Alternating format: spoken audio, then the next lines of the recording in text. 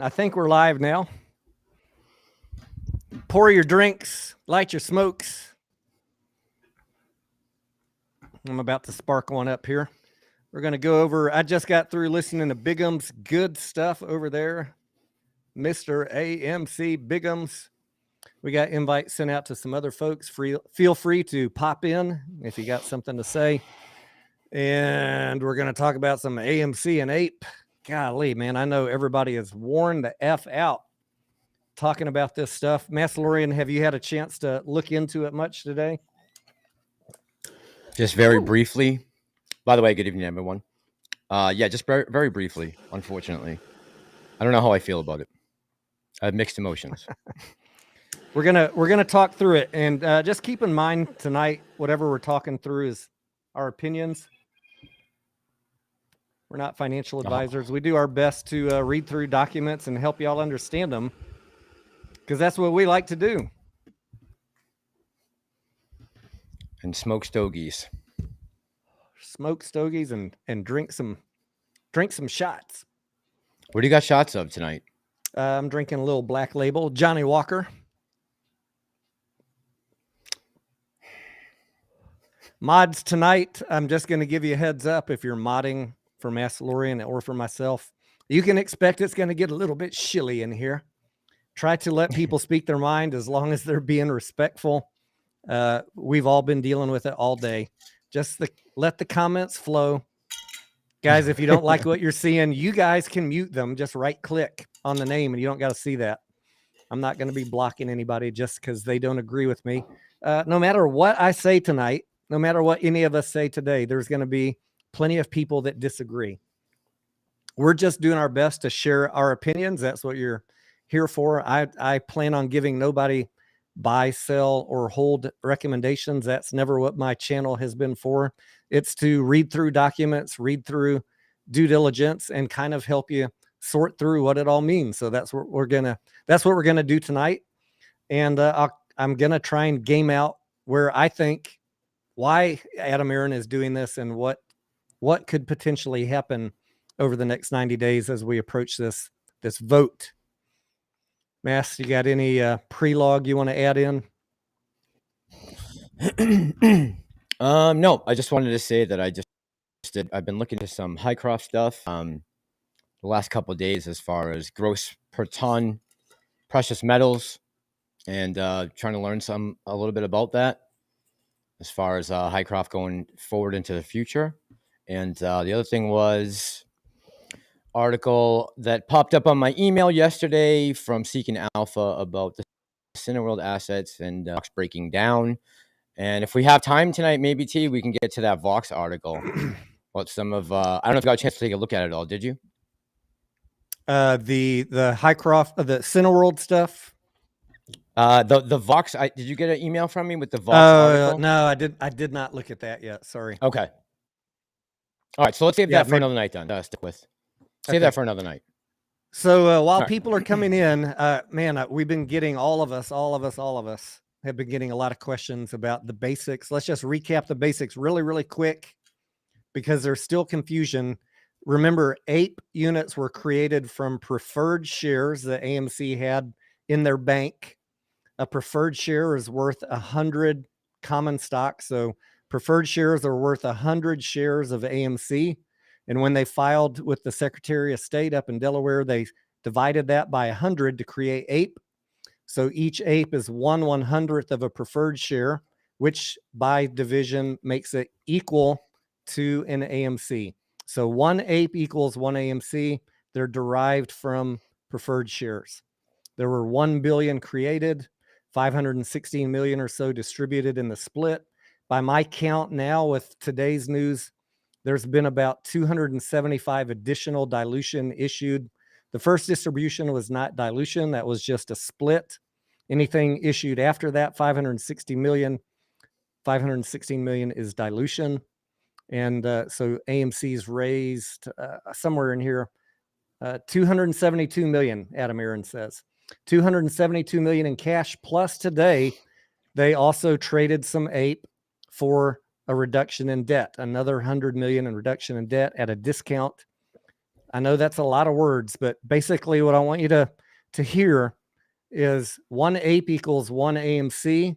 And now they're proposing to do a vote to bring them back, ape back into AMC. That will be at a 1-to-1 conversion. Let's just say, for the sake of keeping it simple, since 1 billion ape were created, if we vote, you'll know when you see the numbers on the proxy statement. Let's just say that 1 billion ape were sold plus 516 million AMC. You'll see a vote to increase the approved shares of AMC by 1 billion so they can bring all those ape back. If you vote yes, then AMC will then be 1.5 billion shares and ape will go away. Hopefully that makes sense. And if you had 1,000 ape and 500 AMC, you'll now have 1,500 AMC. The float increase will be disclosed in the proxy vote. So that's not going to be a surprise to you. So let's just say it's 1.5 billion, Mass, just to keep it easy. Then, Roundabout number. Then, as far as I know, it's going to be a separate voting item, right? We haven't seen the proxy statement yet, none of us. But as far as I know, it's going to be a separate voting item to then approve a reverse split, 1 for 10.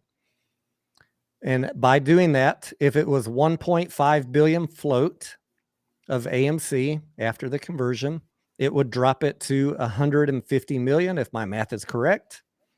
And the price would go up, whatever the price was that day when it goes in effect, it would go up by a factor of 10. So let's say you had 1,000 AMC worth $5. After the reverse split, you'd have 100 AMC worth $50. So your financial position has not changed, but the float of outstanding shares will drop by a factor of 10. It'll reduce, from 1.5 billion down to 150 million.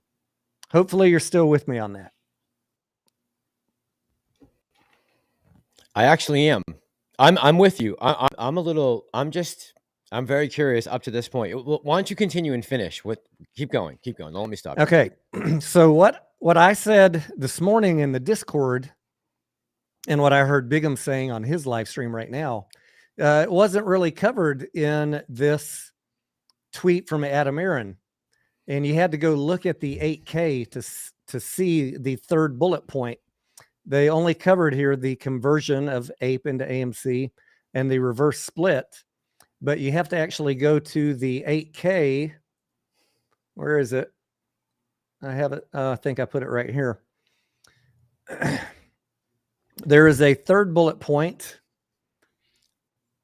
Oh, no, you know where it was? It's in the AMC right here. It's in the AMC press release. Yeah. This third bullet point, and I talked about this morning in the Discord, the fact that they would have the ability to do additional dilution after the conversion and after the reverse split. And that might make some people really mad. They could do more dilution, Tony. They could do more dilution, Biggums. Why are you excited about that? Well, look, guys, they already had the ability to do infinite dilution with APE. Right? If you've been following along, they could literally create 5 billion apes if they wanted to, but they're selling them for what? Pennies right now, 66 cents. I think, just my opinion, I already know people disagree. I think that APE didn't work out the way that Adam Aaron wanted. I didn't think he foresaw it dropping to sub $1. Some people will say he planned for it to drop sub $1. Doesn't really matter.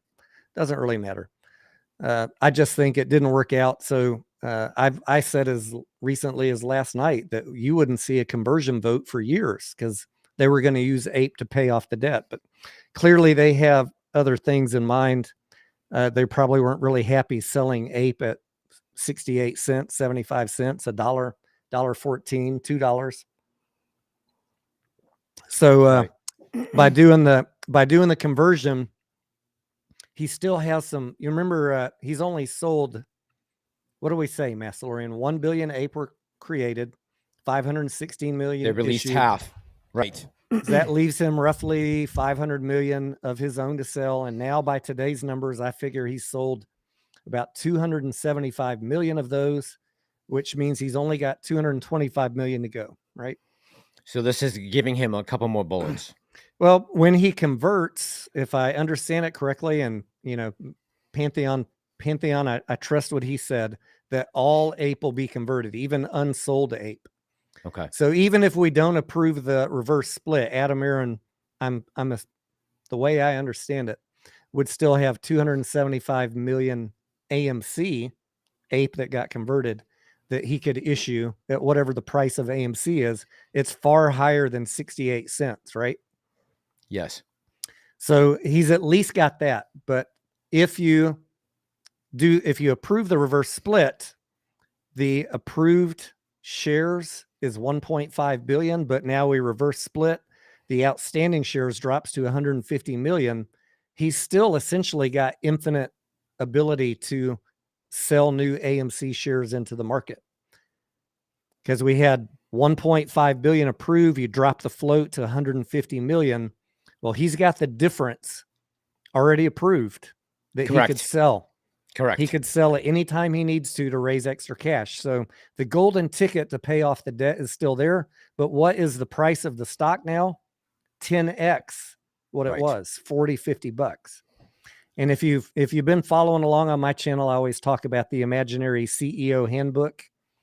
And I'm just going to say this: reverse splits are often followed by share offerings, right?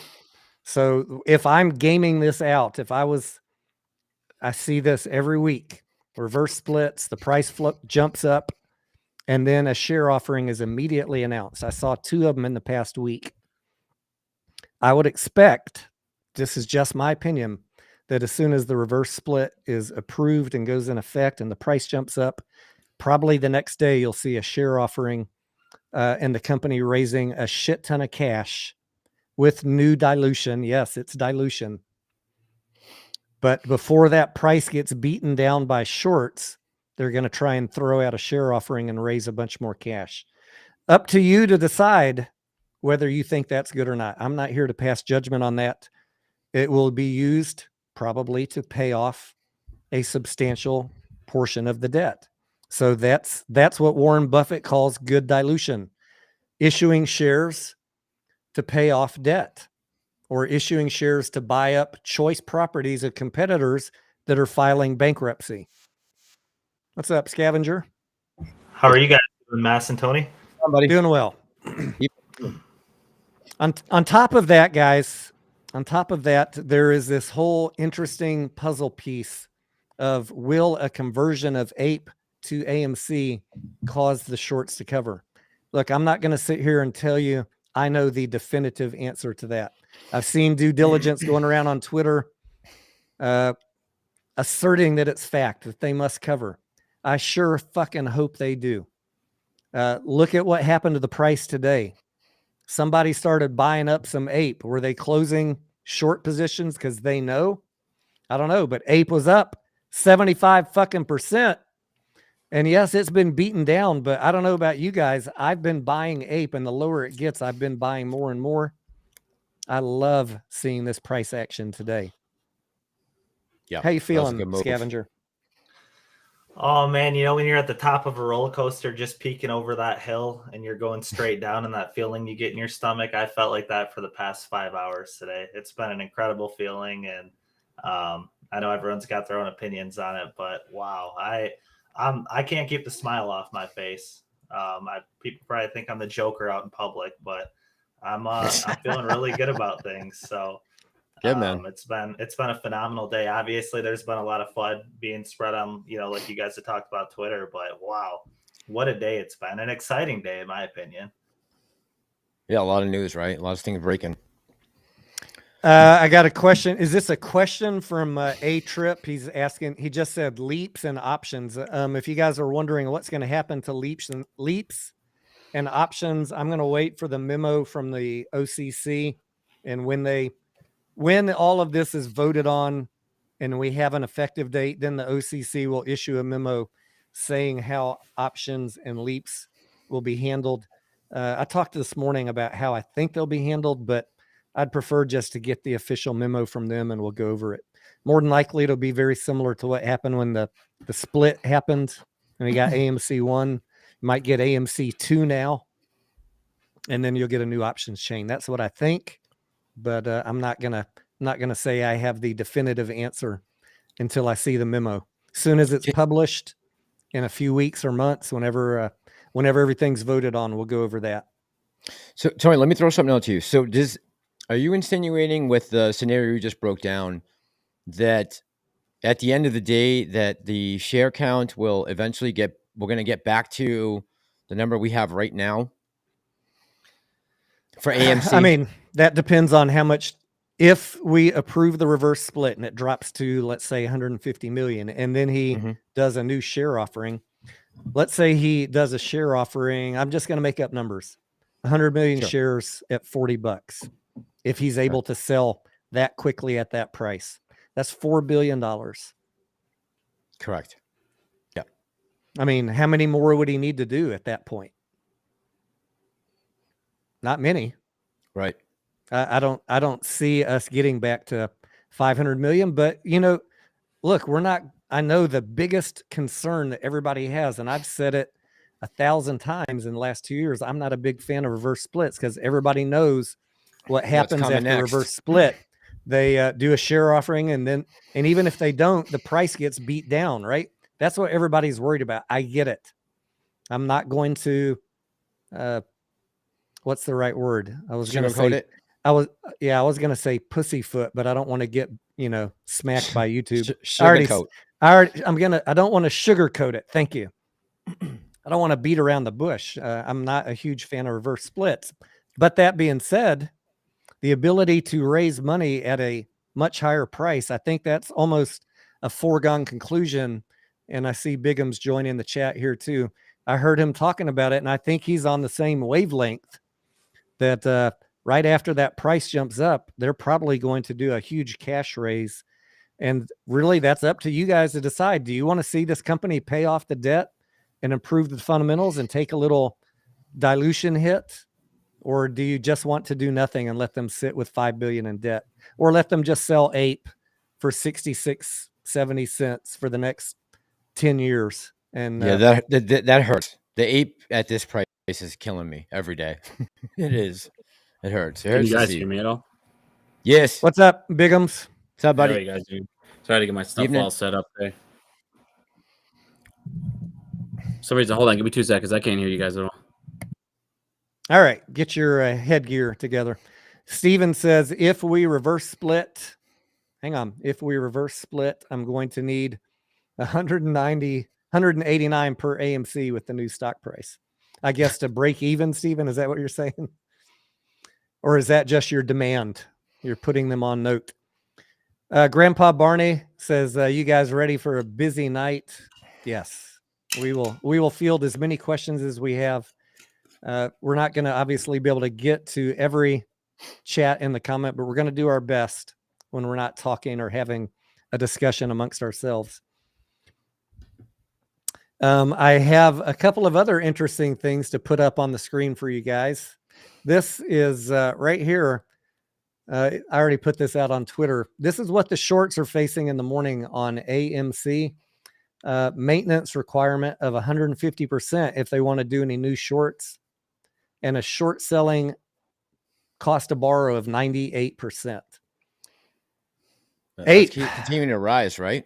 Yeah, this is going up. APE, you got to have a maintenance requirement of 200%.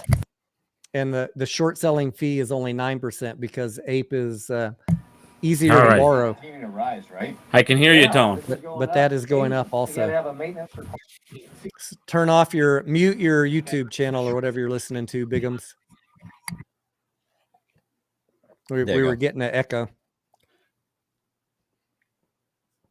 No, can you hear him? Can you hear us, Senor? I think we lost him again. No, I'm good. I'm back. Oh, there we go. Here he is. All righty. So What do you guys want to talk about first? I don't know if you heard the beginning of this broadcast, but I was listening to yours and also talking in my Discord this morning about the same thing you were talking about tonight, the ability of Adam Aaron to do a cash raise after a reverse split at a much higher price. And I heard you're very excited about it. I am, man. I really honestly am. You know, the way I look at this, it's like, okay, we can obviously he wants to do the conversion, then do the split, which would bring it down to like 130 million type, and the share price would shoot up to about 64. The way I was looking at it is, you know, the new shorts that people are going to start opening now, it's actually going to be a lot more expensive for them to open those short positions. The base percentage or the base price is obviously going to be around 50, 64. It's 90% is the cost to borrow. I just put it up on the screen on AMC. Well, then even better. So, I mean, think about that now. So it makes it harder for them to cover short positions because number one, what that's going to do is it's going to raise the price up to about 64. So now instead of them getting, you know, $100 worth, and they can sit there and cover, you know, a number of shorts for a small amount, each individual short's going to cost them a bigger percentage right off the bat. It's also going to cost them more to open it. So it's going to be harder for them to do that.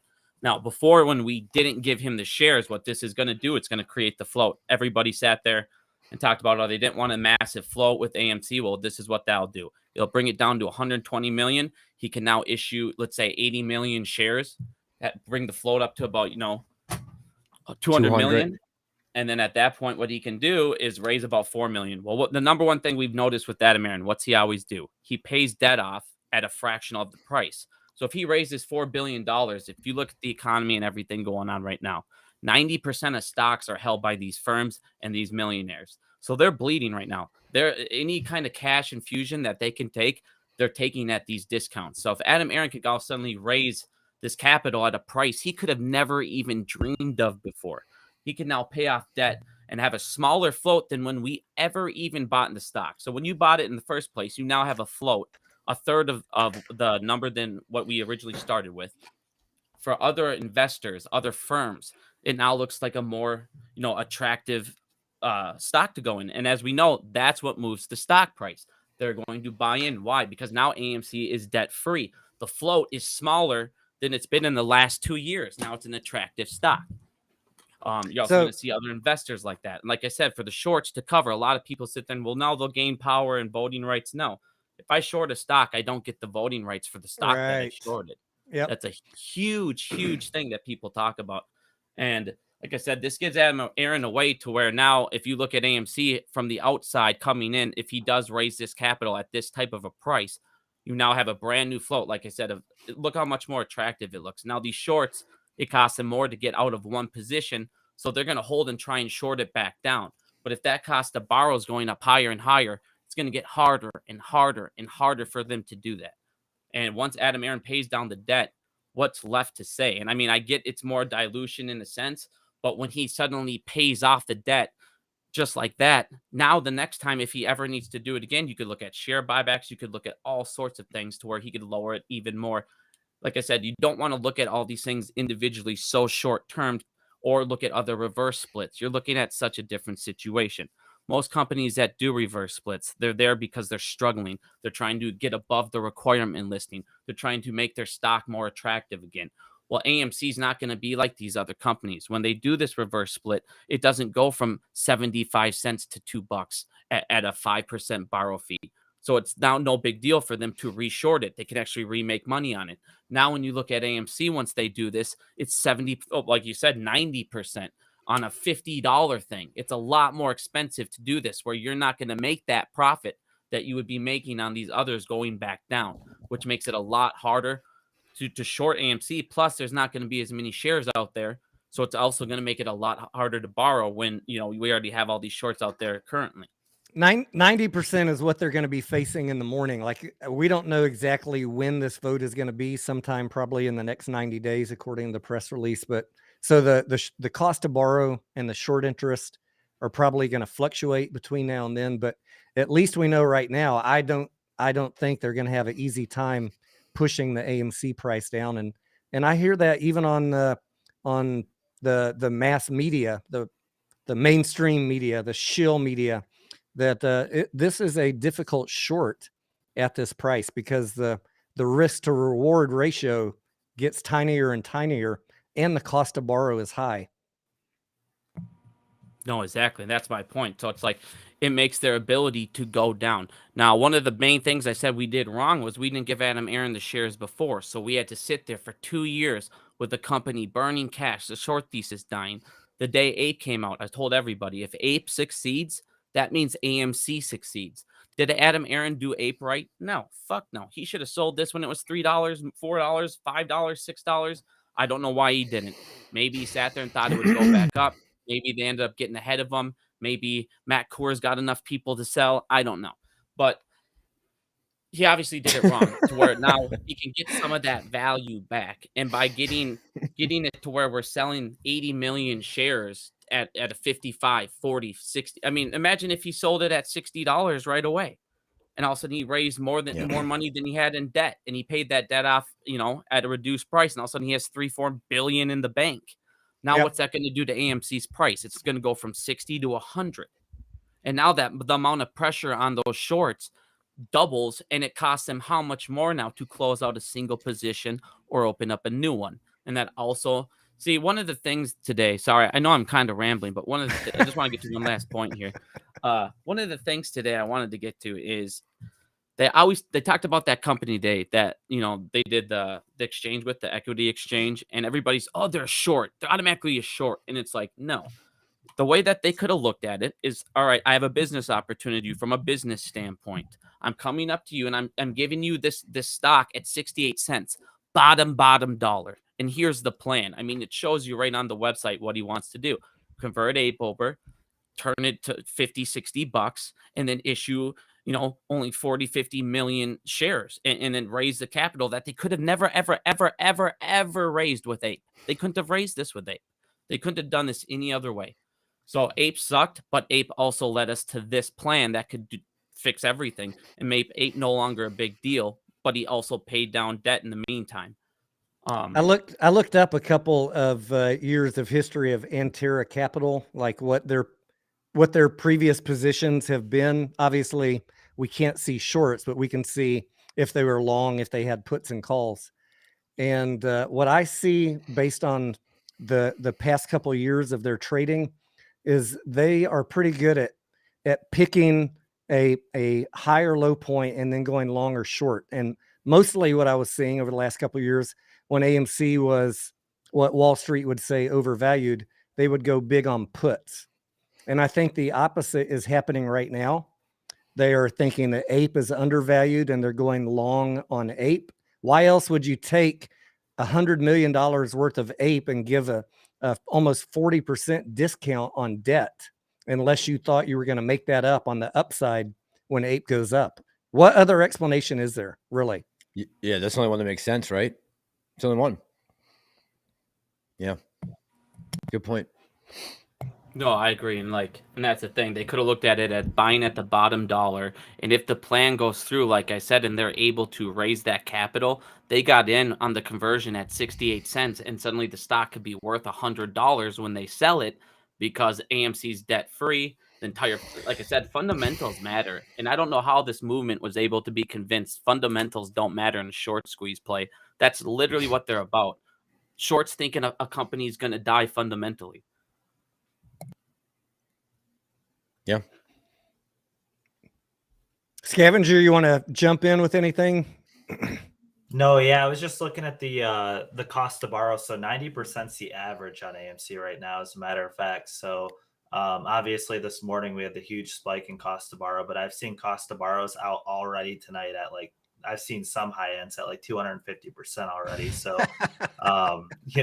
obviously I'm not a guy that's strict to the data that we interpret, but yeah, I was just looking at one broker that was at 90 something percent. Yeah. It's going to vary from broker to broker, but right. Let's just say that's, relatively speaking, as far as shorts go, anything over a few percentage points, when you start talking 90, 100, 150, 200% cost to borrow, that's, that's well out of the norms. Yep. Insane numbers for sure. For sure. Yeah, I'm actually glad, AMC Biggums, that you went live today because, oh man, I'll tell you, the Twitter stuff and YouTube drama. I mean, I posted a video earlier just on my own opinion over this. I mean, obviously, I'm a lot more bullish, over AMC than some people, but I mean, just people are panicking out there. It's insane. People panic before they even know, what Adam Aaron's trying to tell us. So, I mean, everyone gets to have their own opinion and vote the way they feel, but I think it's important to make this vote count, because obviously when we look farther back, we had the chance to vote before and just dilute AMC before and raise capital, but obviously shareholders denied that and prolonged this process. So we're finally getting another opportunity thrown our way.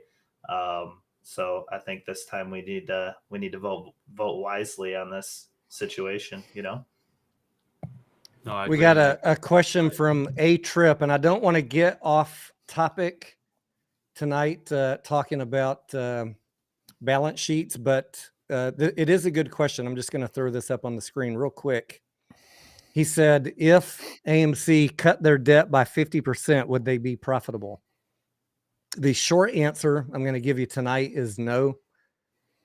Even if they paid off all their debt and cut the borrowing cost completely off the income statement, which is right here on the screen, just to circle a couple of quick numbers. The revenues, we have operating loss, 114 million. We've got debt service, 85 million. Total net loss, 225 million. Right now, AMC needs to get operating revenues up. In 2023, we are scheduled to do that with the amount of new movies and the continued amount of people increasing to go see films. But this 85 million right here is the debt service. That is added to the loss on operating income or loss. So we're at negative 225 for last quarter. 85 of that was debt service. 114 was just operating loss. So even if they paid off all the debt, if we were looking at the last quarterly statement, we would not be profitable yet. But we are digging out of the hole of COVID, trying to get back to a profitable situation. So topic for another discussion. We'll get a CPA on here and go over that with you guys. But paying off the debt is the number one thing that I think that the bears, that the shorts are looking at, like, oh, they're never going to be able to pay off this debt. This company is eventually going to go bankrupt because of the debt.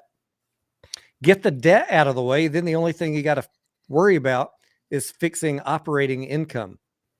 And we're already on the track to get there in 2023, I think. Yeah. Yep. It's getting better every quarter. Yep. Well, you guys got to think too. You got the credit card system coming out in 2023. Credit cards, the retail popcorn. I don't know, guys. I don't know how much any of that is going to add, but it's better than zero. Right. I think it's better than zero. The credit cards, dude, they made $186 billion, that industry. Even if he gets a pie of that, that's going to be a good amount. Popcorn is an 80 to 86% profit margin. So every bag you buy is basically handing them free money. They're also getting partnerships with Disney, Netflix, which was their competitor, will now be releasing movies in there. There's also going to be opening up 8 new theaters in Saudi Arabia, which is a $210 million industry, and in the IMAX is a top 10 in the entire world. So tons of big things actually coming for AMC. Oh wow, I didn't even know that. That's true, Biggums. They just got 8 locations in throughout Saudi Arabia.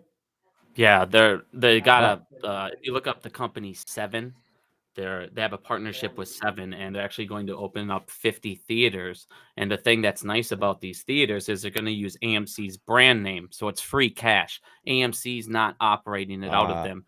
They own the theaters, but they're using AMC's just brand. A brand name. Free money. Got it. Okay, it's like Trump. Trump has something like that, doesn't he? I think golf courses he doesn't actually own. He just rents out his name and charges like billions of dollars just for. Okay, that's really the only place he makes money, is renting out his name. Everything else has been a loser. Trump University. Trump Ice. Do you remember Trump Ice, the bottled water he was trying to sell? Trump No, Airlines, was that? Trump I remember Trump Steaks. Oh, he had Trump Trump Steaks, Ice, I Trump remember. Steaks, Trump Airlines, Trump, Taj Mahal, all of it fucking lost money. Trump NFT sold out in 10 minutes. How? I don't know. Yeah, well, who would have Tell figured me. that NFTs sold out? God damn. And I know. didn't get one. Crazy. But yeah, that's okay. So that's man. Seems like there's some mixed emotions in the chat right now. But mostly positive, seems like. There's hate comments coming in. I'm just thinking to myself, I've said it a dozen times, just in the last 2 days, I feel like, but like, go find me. And I get, people feel the way they want to feel about the CEO Adam Aaron, like how you feel about anyone in life is completely your choice, but go take the time to do your due diligence and find me any other CEO that is doing what Adam Aaron is.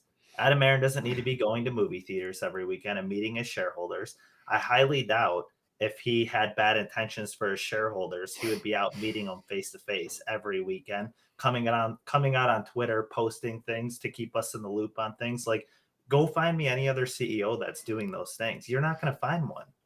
You're not going to find one. I see people getting upset. I don't know, Biggums, if you ranted on this. People getting upset. I've spent 2 years building up 10,000 shares, and now you're going to tell me I only have 1,000. I'm getting ripped off all day, dude. Why do you guys not understand math? You've been getting those comments, really? Do you guys not understand math? Like a split and a reverse split don't do jack shit to your position. Your overall number is not changing. Who cares how many shares you have? It's the math at the end of the day. Do you think people are pissed off at Tesla if they have all of a sudden think about it this way. You were able to buy all of these things so cheap to get a number that you could not have gotten if it was at 65. Imagine how pissed those same people were, Biggums, that their $1,200 Tesla dropped to 400. Elon, you ripped us off. My 1,200 dropped to 400. Elon, what are you doing to me? How dare you, Elon? Yeah, that's literally. You should know by now how splits and reverse splits work. It does not change your position. Don't get your panties in a wad over a number. The number nets out to the exact same for your investment in the company. Exactly. If you're posting that shit, you either need to stop investing in stocks, go read a book, or you are just here to be a shill. And I pray that it's not the first two. If you don't understand that, you need to stop investing or listen to this channel more often. We will carefully coddle you and bring your investment knowledge up to date in the sweetest and nicest way possible. I'm just a little mad at people that are posting that 2 years into this play. Like, have you never watched a stock split before or a reverse split? Why would you think that? Well, Biggums brought up a good point. Just, I think it was on tonight's stream.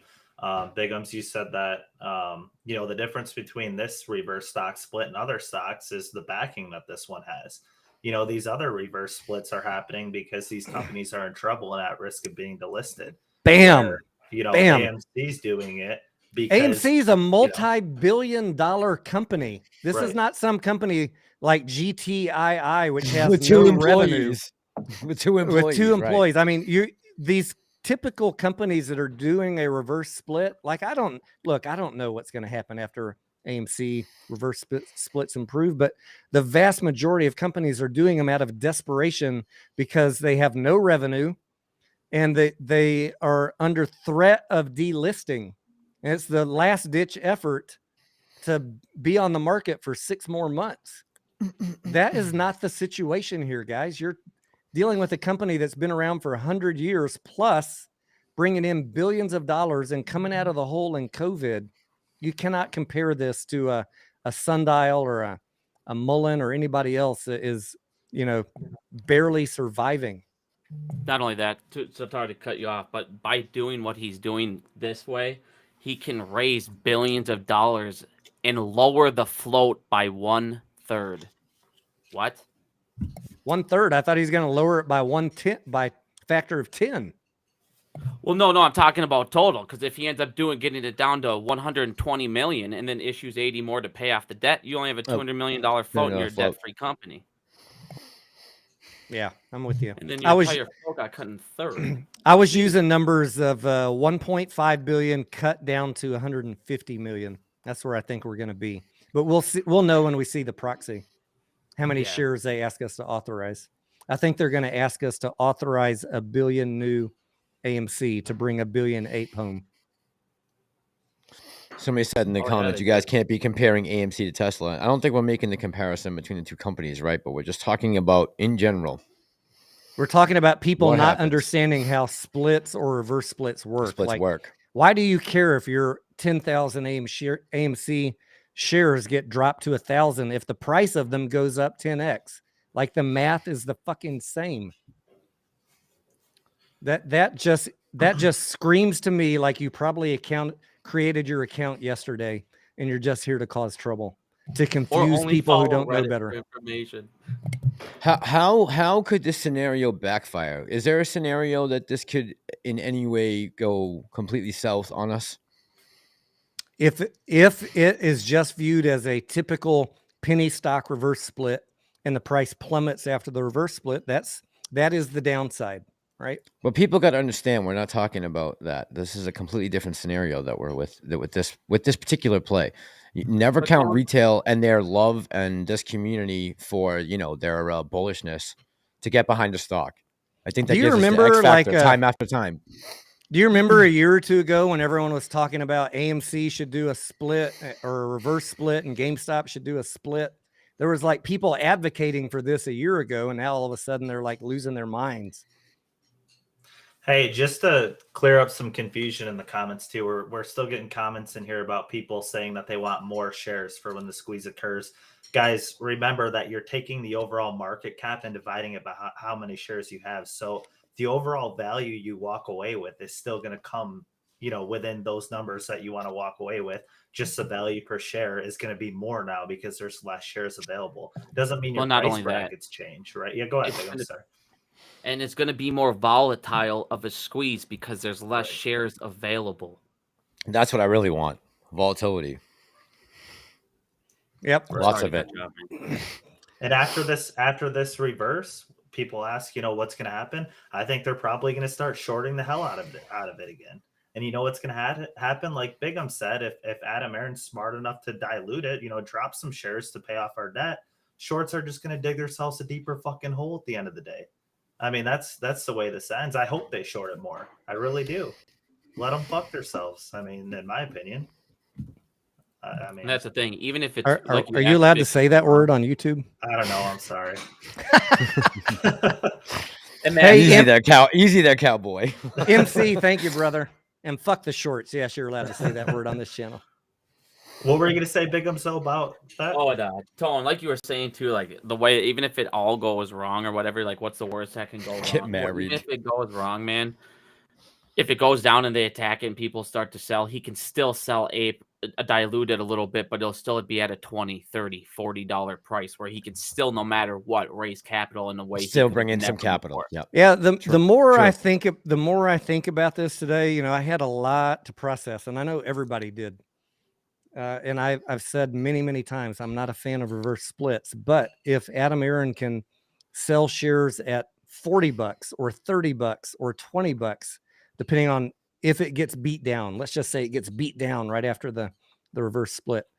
Isn't that, look, he was already going to dilute Ape until infinity to pay off the debt.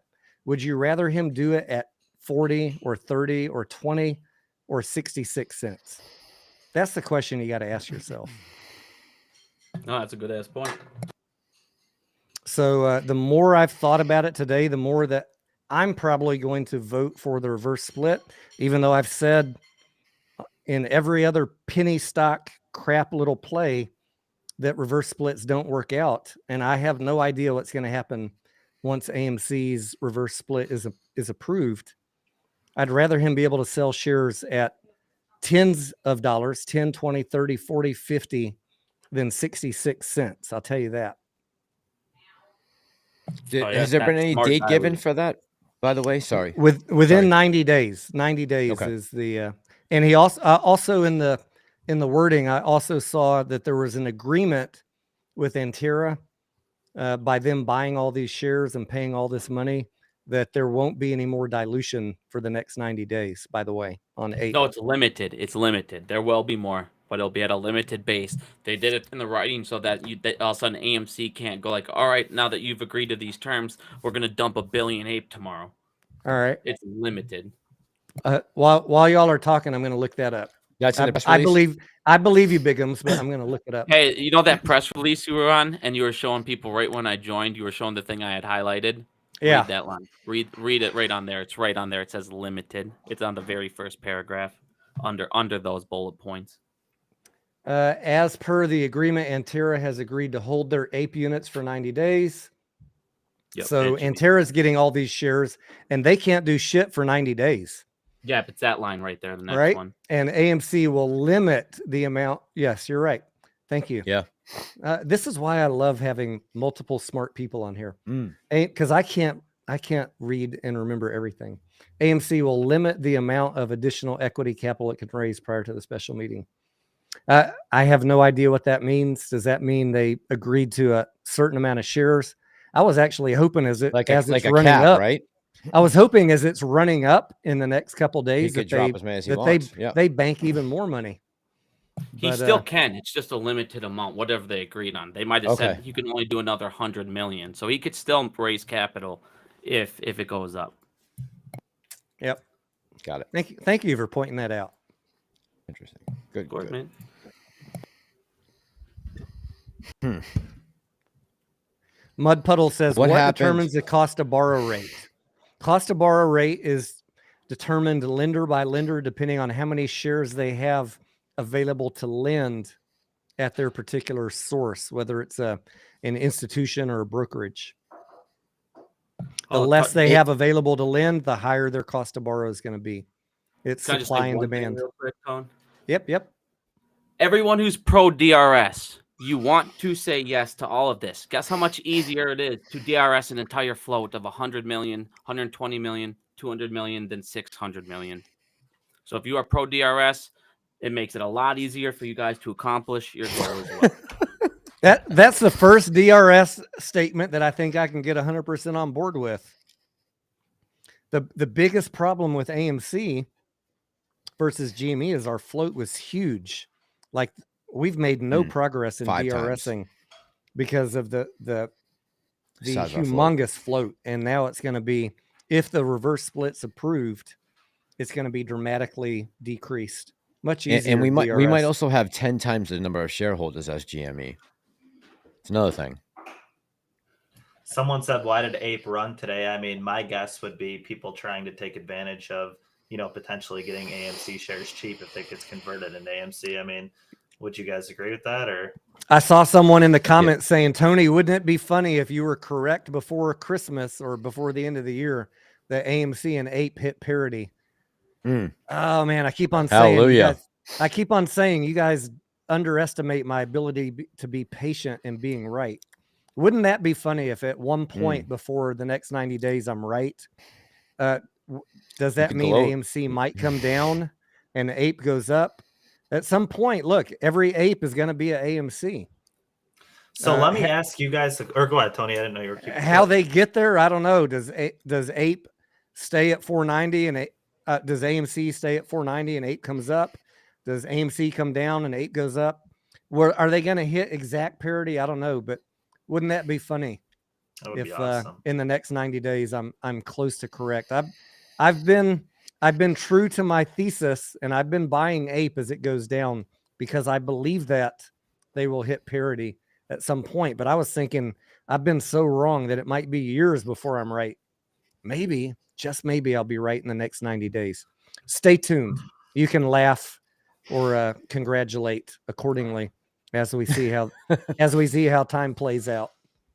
So I kind of talked to you about this already, Tony, but I'd like to get all your opinion on it if you guys don't mind answering it for me, or at least what your speculation might be. But obviously you guys know that I am a firm believer that synthetic shares have been created. I mean, obviously, failure to deliver, as I talked about it earlier, they create phantom shares, which phantom shares are synthetic shares. It's saying you have shares on paper, but at the end of the day, the transfer was never complete. So in the situation that Ape has synthetic shares, what happens when I already have like my thought process on this, but when Ape converts back into AMC, what happens with those synthetic Ape shares potentially if they exist?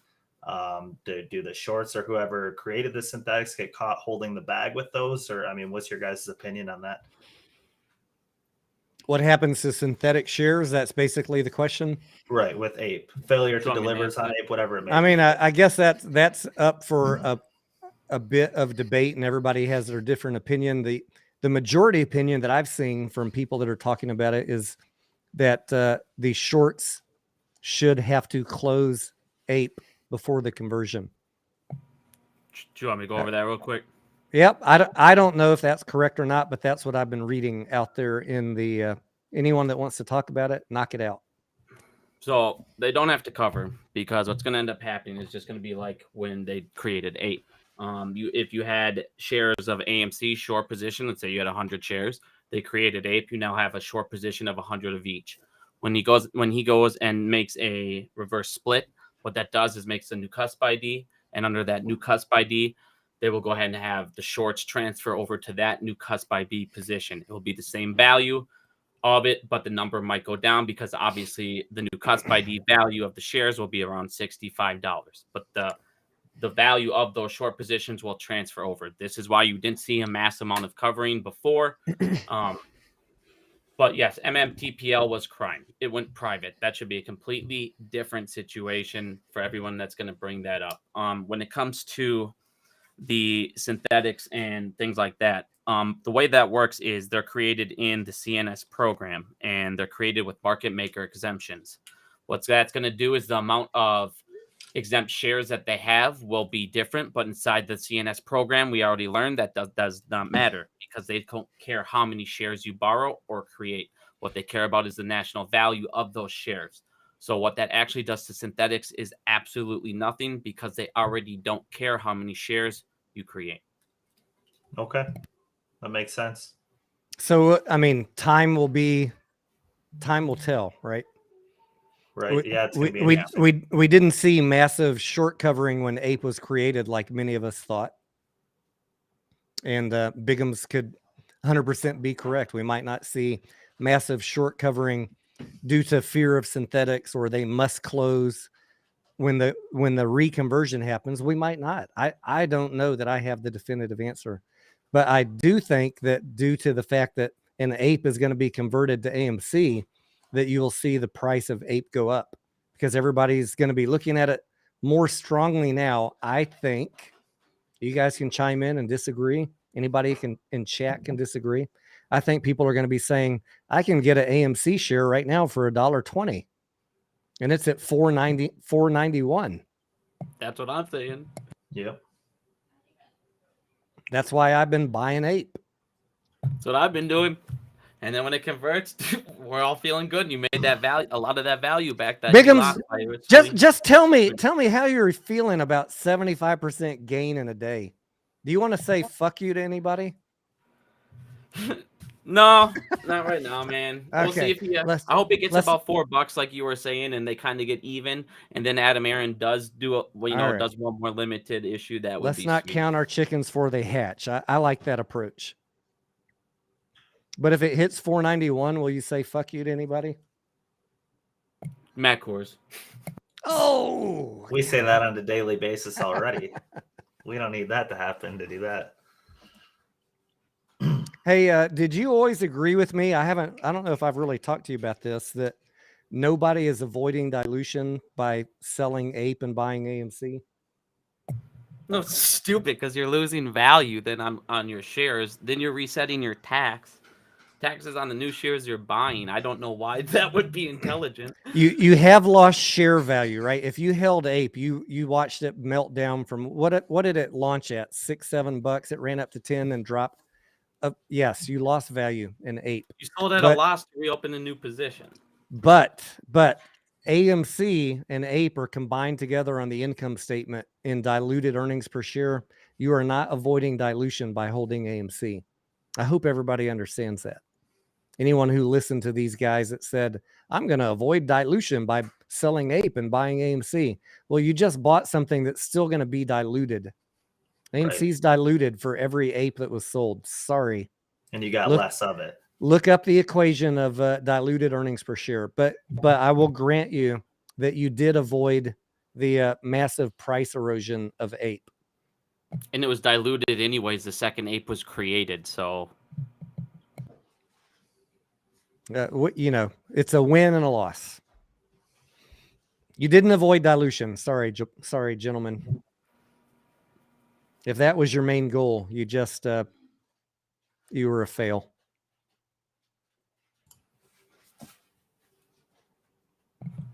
and you reset your capital gains taxes. Good job.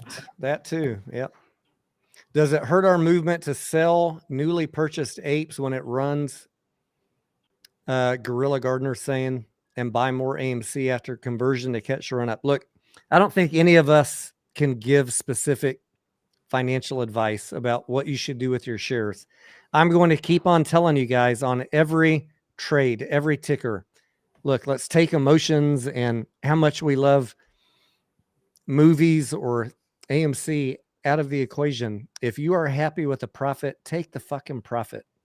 This is not going to be a channel where you watch AMC run to 72 and I'm going to tell you it's going to 1,000. I'm going to tell you when you're happy with your profit, take the fucking profit, whatever the ticker is. Right. You got to do what's right for you. Got to do what's right for you. And almost every time people that are giving you price targets are way off track. I see 1,000 tickers a day or a week. Yeah, Rarely. Everybody should have this planned already on what they're ready for. And, you know, I mean, the last thing you want is for this thing to do what it's going to do and not be prepared. You know, are you gonna miss some massive run-ups sometimes, right? If I would have been in GameStop in January 2021, I would have sold well before 400 and I would have missed massive gains. But you know how many plays work out like GameStop? One in 500, 1 in 1,000. I'll take the gains on the other 999, and I bet I'll come out better than the one that I sold too early. Just do what's right for you guys. That's the bottom line. When you're happy, take the profit on anything. And me to counter that, Tony, I would say, you know, personally, everything that I invested in AMC, which is an amount that I'm happy with, it's an amount that I was willing to lose from the start.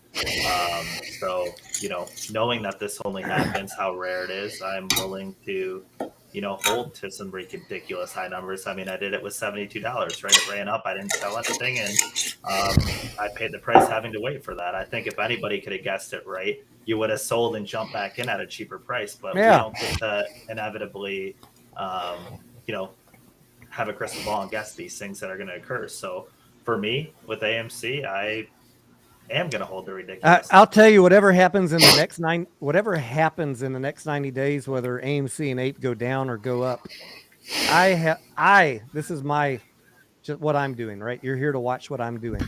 This is not advice. I've rode the horse this long.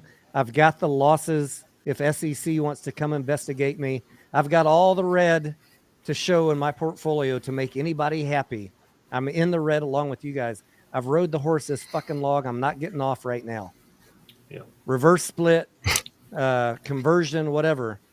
I'm just along to see what the fuck happens because this is not my only investment. It's a portion of my overall portfolio, and I think there's a good chance that something interesting could happen. That's just me, but you guys do what you want. Yep. I've been green. I'm still green, believe it or not, on AMC, but obviously heavy in the red on APE. But I haven't sold anything because I have the long term planned out. Rather the long term's another 2 years, or rather the long term's after this catalyst, and this causes the squeeze to happen. I mean, I've developed patience, and I know that eventually AMC, regardless if it's sooner than later, or later than sooner is going to become a cash positive company again. And Yep. however long I have to wait for that is how long I'm going to wait for that. I mean, that's as simple as it is. I'm in the fortunate position of being green on the overall play because I had options that I sold in that run up in June. But I was buying shares. You guys saw me do it many times. I've posted it in the Discord. I was buying shares at 38, 30, 20, 25, 10, all the way down, plus the ones that I had bought in May. So yes, I have plenty On of the run shares. up. I got plenty of shares that are in the red, but I've made overall profits on the play through buying call options and selling them on run ups. So, but as far as my shares go, I'm right there with you guys. 5 digits in the red. SEC, come look at the books. I have nothing to hide. Anybody who's saying I'm day trading, bring your checkbook and I'll show you my position. Touche. I'm going to make you pay if you're wrong. I'm just saying. I have to admit, I'm in the red now. I can't lie. I was in the green for a little while, but not anymore. Who is that? Massalorian? You've been in the red for a while. Yeah. It is what it is. And I guess I'm breathing like Darth Vader. I got to shut up. I try to turn my gain down. Can you hear me breathing really heavy? No, I can't.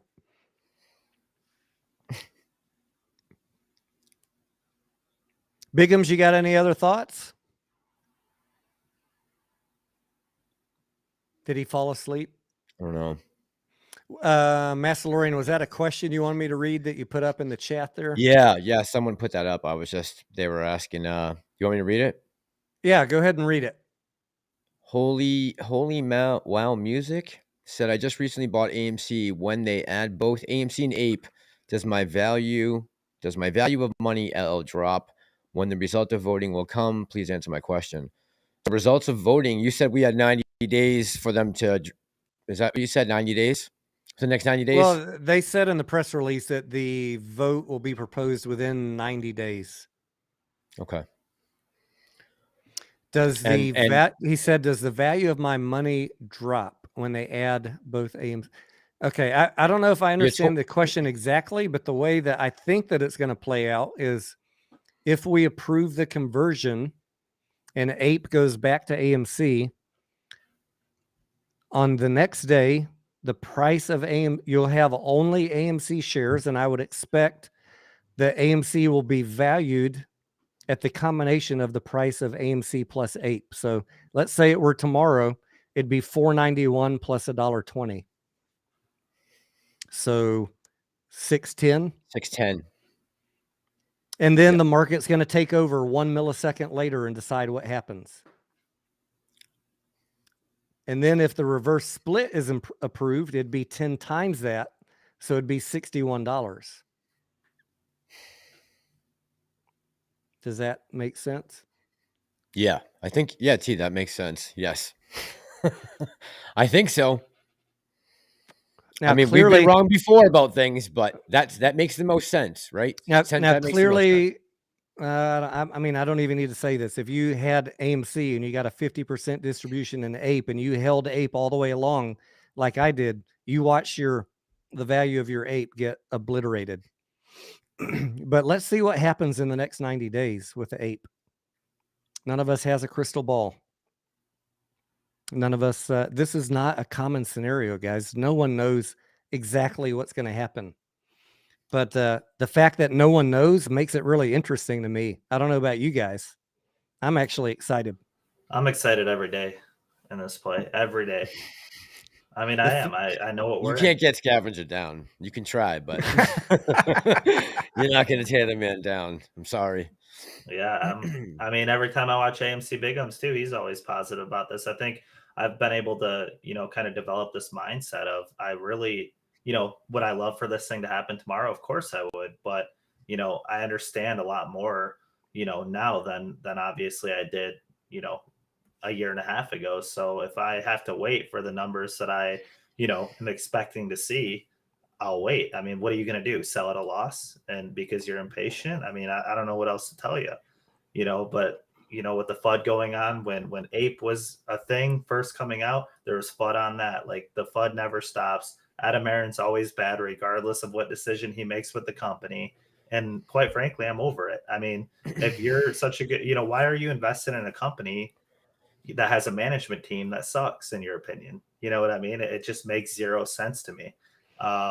You know, and like I said to you yesterday, Tony, why aren't people hating on me for buying Walmart or buying Best Buy? It's only AMC. Like, back off. It's my money, my investment. I don't understand why everyone's so concerned what I do with my life. It's because unreal. obviously they're either bitter because they lost money and they sold and they want to take out their frustration on somebody, Scavenger, or they are shorting it.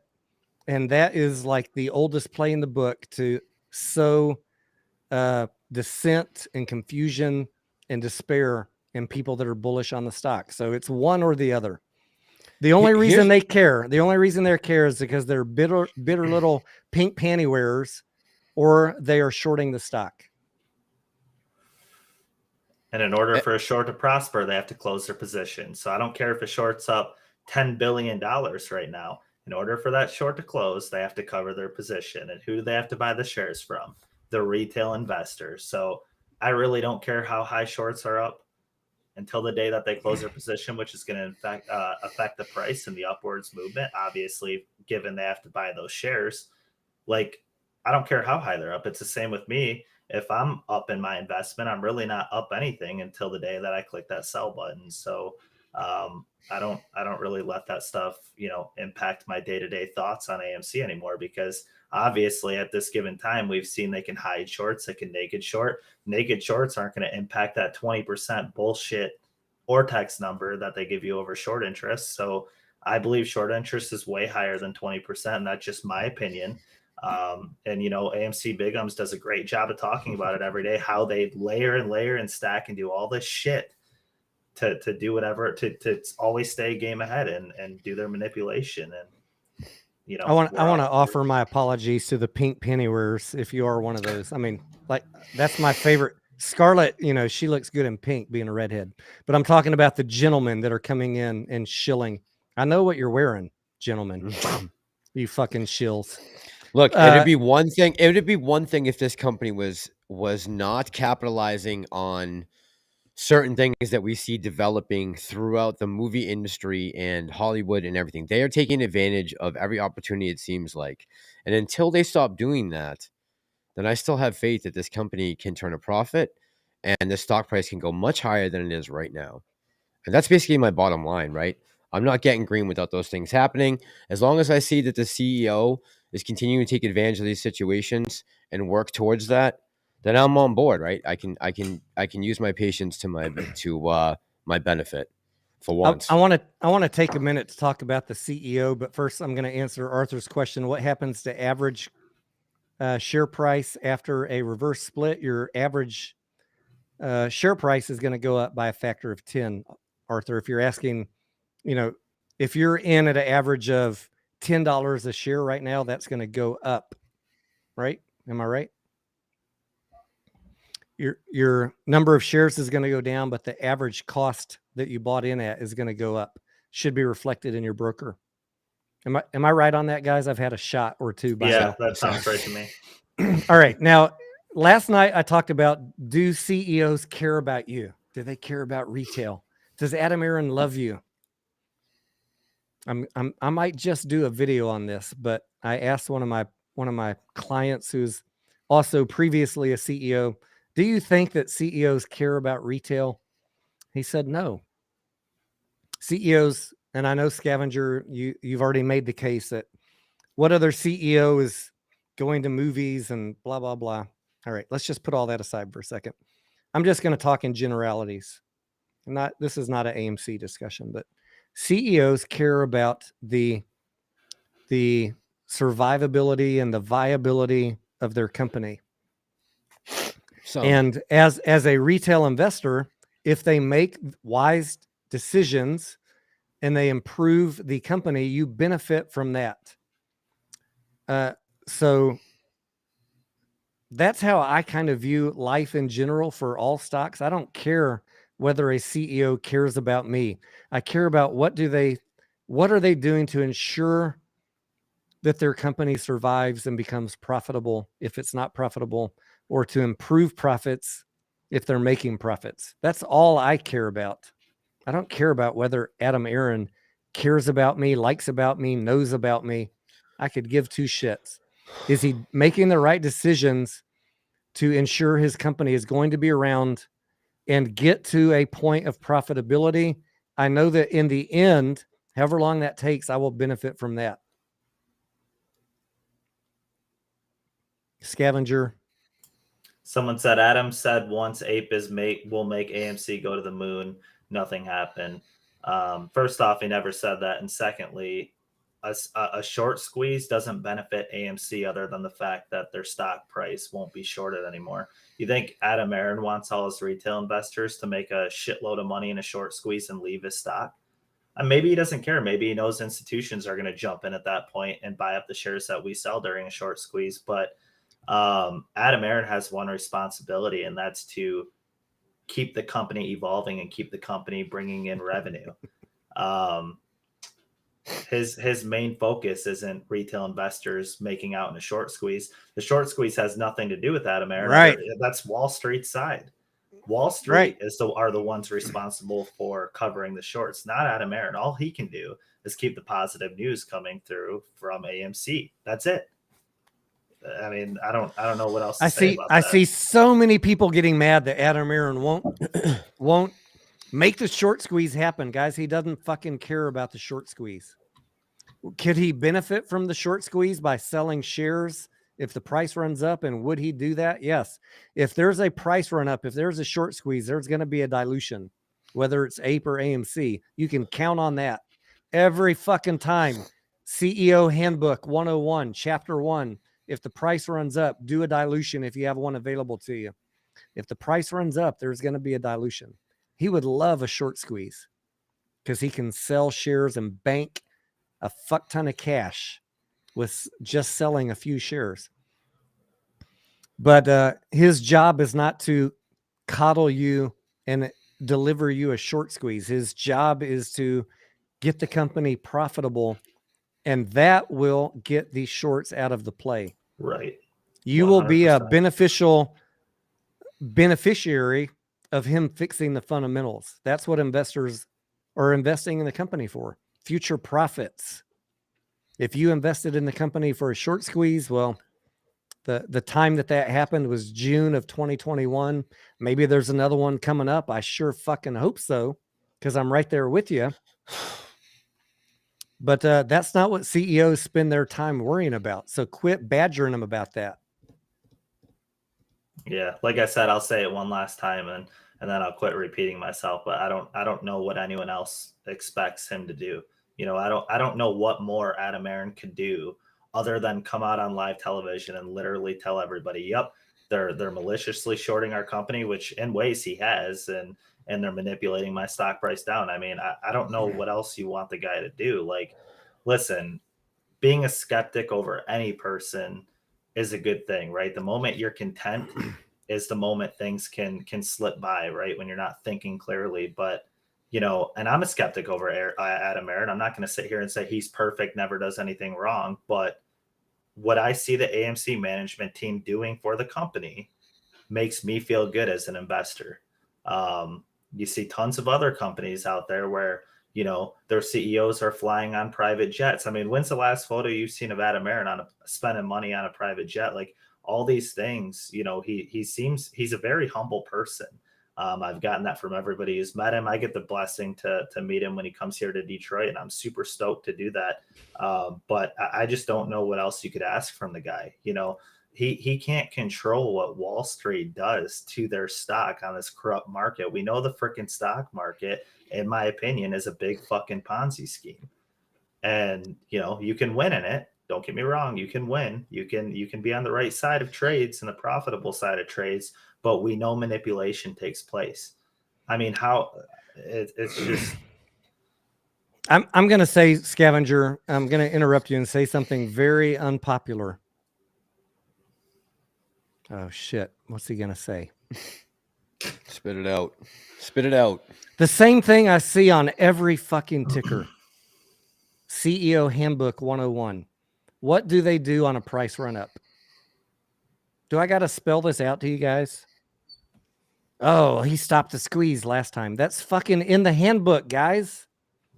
If the price runs up, I want you to be expecting a share offering. I hope that the price run up is quick and violent so that you can maximize your profits before they can issue the press release. But I also want you to take some fucking money home, some profits. When the price runs up in any stock, I'm not just talking AMC, when the price runs up, if they have shares available on a shelf offering to sell, you better expect the next day or 2 days later, there's going to be a shelf offering notice. Again, I saw 2 this week. I'm just saying, look, I don't care about AMC. This is every fucking company, CEO Handbook, Chapter 1. If you got a shelf offering and you can sell into a run-up, you're going to sell. Why? Because you need the cash. And that's a great time to do it. People are saying, well, he stopped the squeeze. No, he didn't stop the squeeze. He obeyed Chapter 1. Right. And just to touch on a comment, I lost it. I was trying to find it, but somebody said in the comments, he killed our squeeze when this ran to 72. No, he diluted AMC so the company could get in a better cash position. Chapter 1. Right. Chapter 1 of CEO Handbook. You better fucking expect that in every play. What do you want? Did you want Adam Aaron to say, let's not release any shares and let's burn this cash and lose out so retail investors can walk away with their short squeeze? Like, sorry for my French, but use your fucking head. I mean, come on, guys. Like, this is insane, the way people think about this. Like, the fact that AMC's putting themselves in a better cash position is a good thing. And the squeeze comes after, but we need to do this right, because at the end of the day, people can say they don't care about the company, but we want the company to do good while we're invested in the company. Whether you're in it for a short squeeze or for the long term, it really doesn't matter. We want the company to perform well, and getting their books to a better cash balance is nothing but bullish for its investors, which in this case is retail investors. So I understand why people would be angry thinking Adam Aaron destroyed the squeeze. Sure, maybe he did when it ran to 72. Maybe he created, he created too much supply and it knocked down demand, but that's what AMC needed to do to survive. I mean, I don't know what else to say on that, but it's insane. Biggums, are you still around, buddy? He's been mighty quiet for the last 30 minutes. Someone said he might be outside walking his dog. He might be walking the dog. He might be, smoking the smoke. Who knows? Puffing the dragon.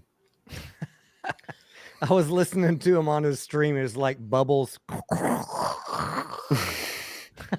Really? Yeah. Someone said Biggums sleep. That's okay. He's been at it all day, right? So he probably needs a nap. Biggums is a goat, though. You guys are all goats. But yeah. I love all of you. He deserves a nap. Let's let him sleep. Look, all of us have had a long fucking day and a stressful mental day, like dealing with the shills, dealing with the hate. And by the way, moderators, don't moderate. You just let the hate flow. Yep. We want to see it. We're not going to shy away from it. We already know. We already know what they're going to say. And I understand some people are upset. Like, I'm not going to downplay that some people are getting upset, right? I get it. It's frustrating, and it is. I mean, it's frustrating that some people are, pissed at Adam Aaron. I think staying away from like anything though, as far as like direct confrontations with him, is our best move. Like, going forward, we got to keep that, professional. And I just think it's a bad idea if we start jumping on his case. I don't know. I just don't think it's a good move. I could be totally wrong, but we want to keep him on our side. Yeah, if that's something someone wants to do, jump on his case. That's their choice as an investor in this company. Just like if someone wants to go vote no on this proposal, that's their choice to do so. It's, they're an investor in this company, but I know what I'm voting for, and I'm sure, I know what Tony's voting for now. Mass, I'm not sure about you, but I'm sure you're on the same page. And, it is what it is. I'm getting on the page of voting for the reverse split, even though like most of them I'm not for, but most reverse splits that I'm watching are literally penny stocks there are absolute shit companies. No revenue. We don't need to go through that. You already know what I'm talking about. Right. The Talking penny sundials stocks, and the Mullins, right? Right. This is a different beast. So I'm inclined just to vote for it, just to see what happens. But yeah, in general, my thoughts on reverse splits is it's not a great thing. But at this point, what do I got to lose, really? I'm ready to ride or die, bitches. Yeah, this is going to be a roller coaster ride, right? It truly is. That's what it is. You guys YouTubing, you know exactly what I'm about to say, because you guys got it today too. But I had these bots and stuff come, and I call them bots because these are people coming into my videos. Oh, what you said is totally out of line, and I've been subscribed to your channel for a year, and I'm unsubbing. I'm looking at it going, you're not a fucking subscriber. I can see every person that's subbed in my YouTube channel. You've really lost it. Block and move on. Yeah, I've never seen any of these faces coming into my YouTube channel and giving me hate. You've lost it. Ever. I've never seen one of them. So, whether you want to believe in bots or not, paid bots and shills that come into our channels, guys, they exist. We all know about them. They're there. It's a very real thing. Like Tony said earlier, is that they're shorting AMC or whatever it may be, or if they're getting paid, like it's happening. We've seen YouTubers get paid off. Like this stuff is very real. And it's kind of insane. It kind of doesn't feel real, but it is. And it's honestly funny. I was smiling today. Like I said, my stomach feels like that roller coaster hill all day today. Cause like, I'm really excited. I mean, I know I'm always excited, but I like today, I want to jump up and down and just start, chug a couple monsters and start punching holes in my drywall. That's how excited I am. I'm going to say this again, Scavenger, because it's funny. You're so excited about AMC. I almost didn't trust you to have you on my channel.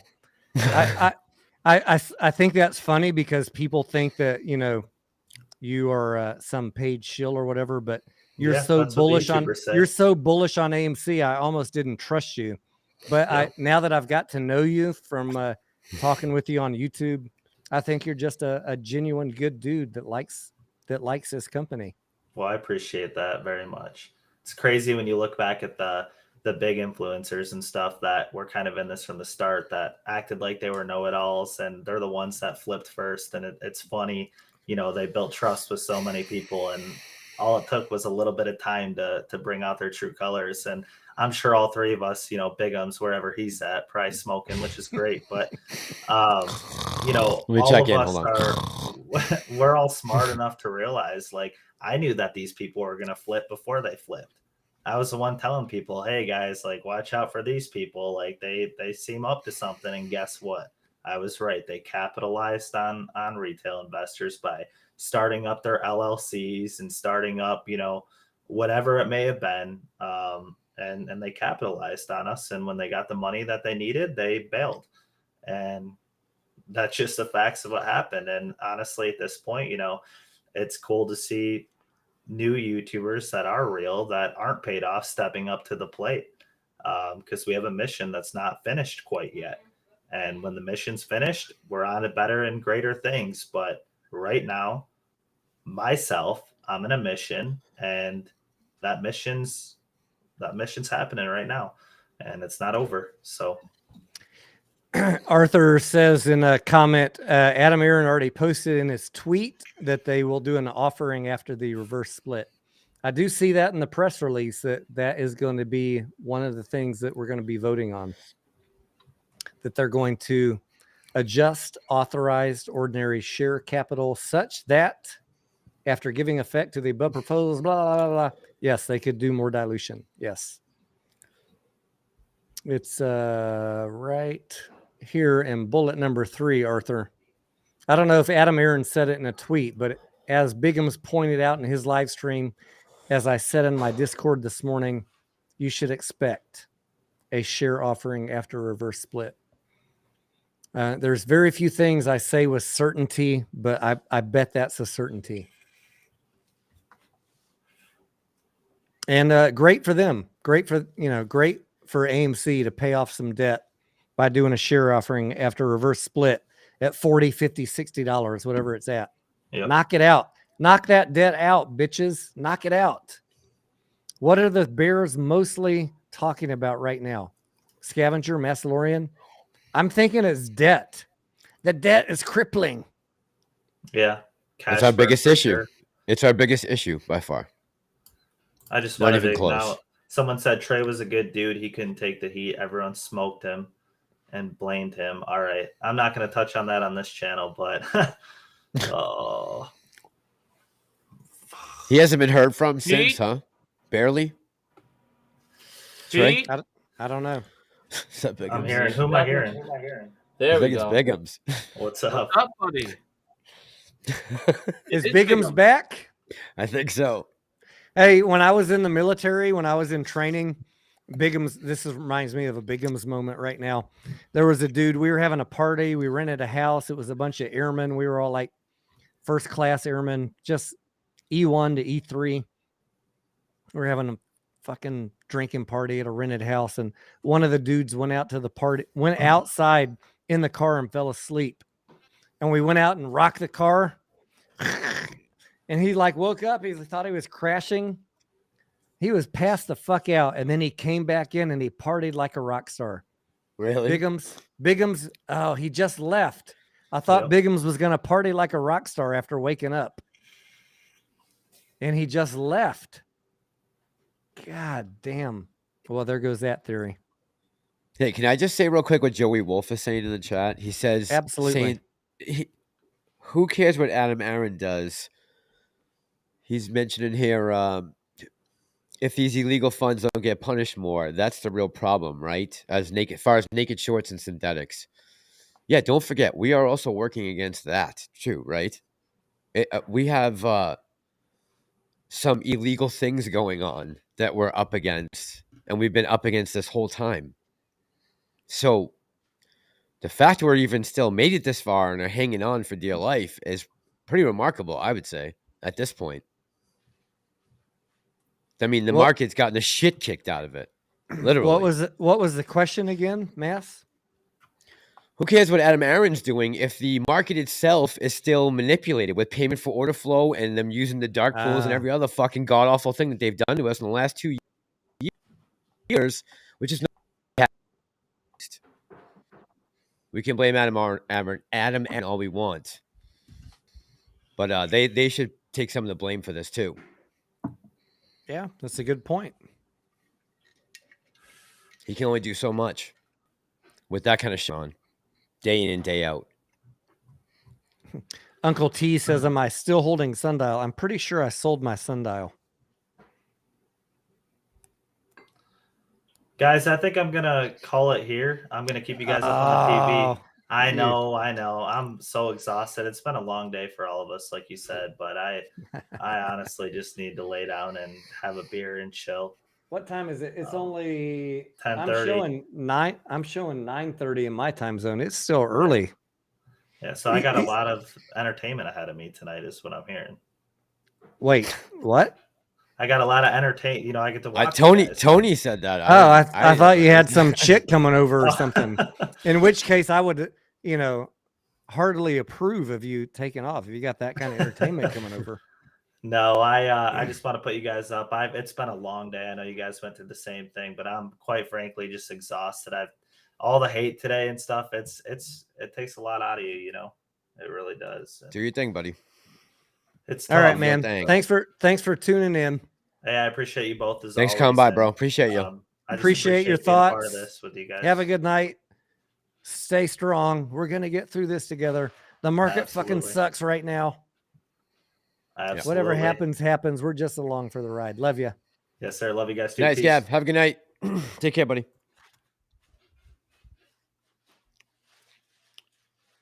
Yeah. Somehow that slips my mind from time to time. I have to keep pinching myself, reminding myself of all just the shit that's gone down in the last 2 years, you know? As far as what? Just all the things that we've been able to uncover about the problems with the market and the unfair advantage that there's some institutions have over the normal retail investor. And that boils all the way down to AMC, you know?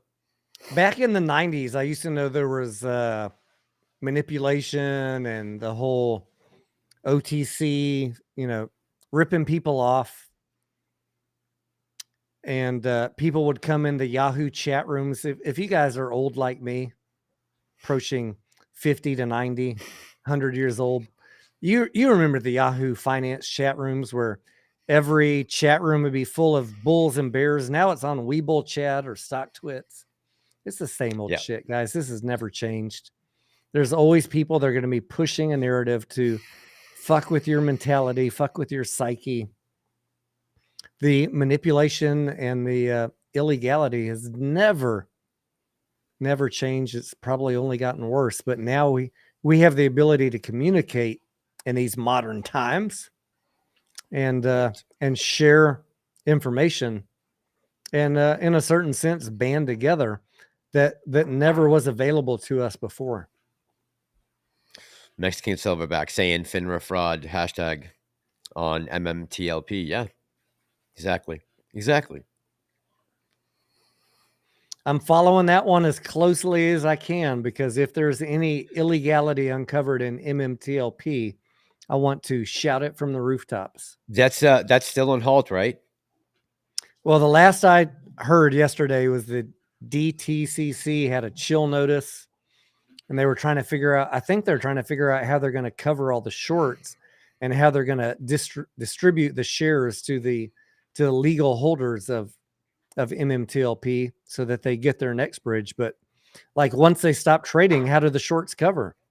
I don't know. It's a great question. It's a fascinating story. Someone in the chat said YouTubers want to hold us here till a penny. Well, if that's the case, then that means all of my shares are going to be a penny too. So that's going to suck. Yeah, I'm already 5 digits in the red. I don't know why I'd want it to go to a penny. That's just like another myth pushed to you on people who are being paid to talk shit about people who love this company and are holding the stock. Fuck those people. If you believe that shit, you're listening to the wrong people. This is definitely not the channels that want to see it go to a penny. We are holding the stock just like you guys, and the SEC can come knock on my door any day. Yep. Touche. Yeah. I guess that's why I have maybe that's why I'm taking a different position, just because I've went through the whole run up, right? And I've already been through that whole coming down thing. So to me, I don't know if words can get worse, right? What do you mean? For me to sell out. I don't know if there's anything that can change my mind right now to sell anything less than what I had at the peak of my portfolio when AMC hit its all-time high. I mean, what's the point of selling right now? The potential volatility of the unknown of what's going on right now excites me. In this market, absolutely. Yeah. In this market, yes. Could it go bad? Yeah, it could go bad. Could it go fucking excellent? Look at COSM. Like, anything could happen. Mm-hmm. I don't know. When you have a strong push, a FOMO push, you never know. Yeah. Look, whether or not the shorts are forced to cover, just the fact that people think that shorts might have to cover could create a FOMO push, which could force them to cover, right? The number one thing that makes shorts get out is the price running up. I don't care what the reason is, whether it's because APE has got to be converted to AMC and they got to cover, or people think that APE's got to be converted to AMC. I don't care. I really don't care what is the reality. I only care what happens to the price. And if the price goes up, the shorts will start covering, and then it becomes a burning ember turns into a bonfire real quick. Seems like a lot of people are mad at YouTubers. Yeah, because a lot I of don't know what we YouTubers can do. A lot of YouTubers have given them bullshit for 2 years, but not on our channels. See, that's the biggest problem. You're lumping the wrong YouTubers into that group. That's another problem we have. That's another big problem we have. They've been told me wild stories and theories. These two I get it. people left on the screen are not the ones telling you that MOAS is coming tomorrow and that you're going to make $100,000 a share. We're in it for the ride. We're in it for a profit. We're in it because we love AMC.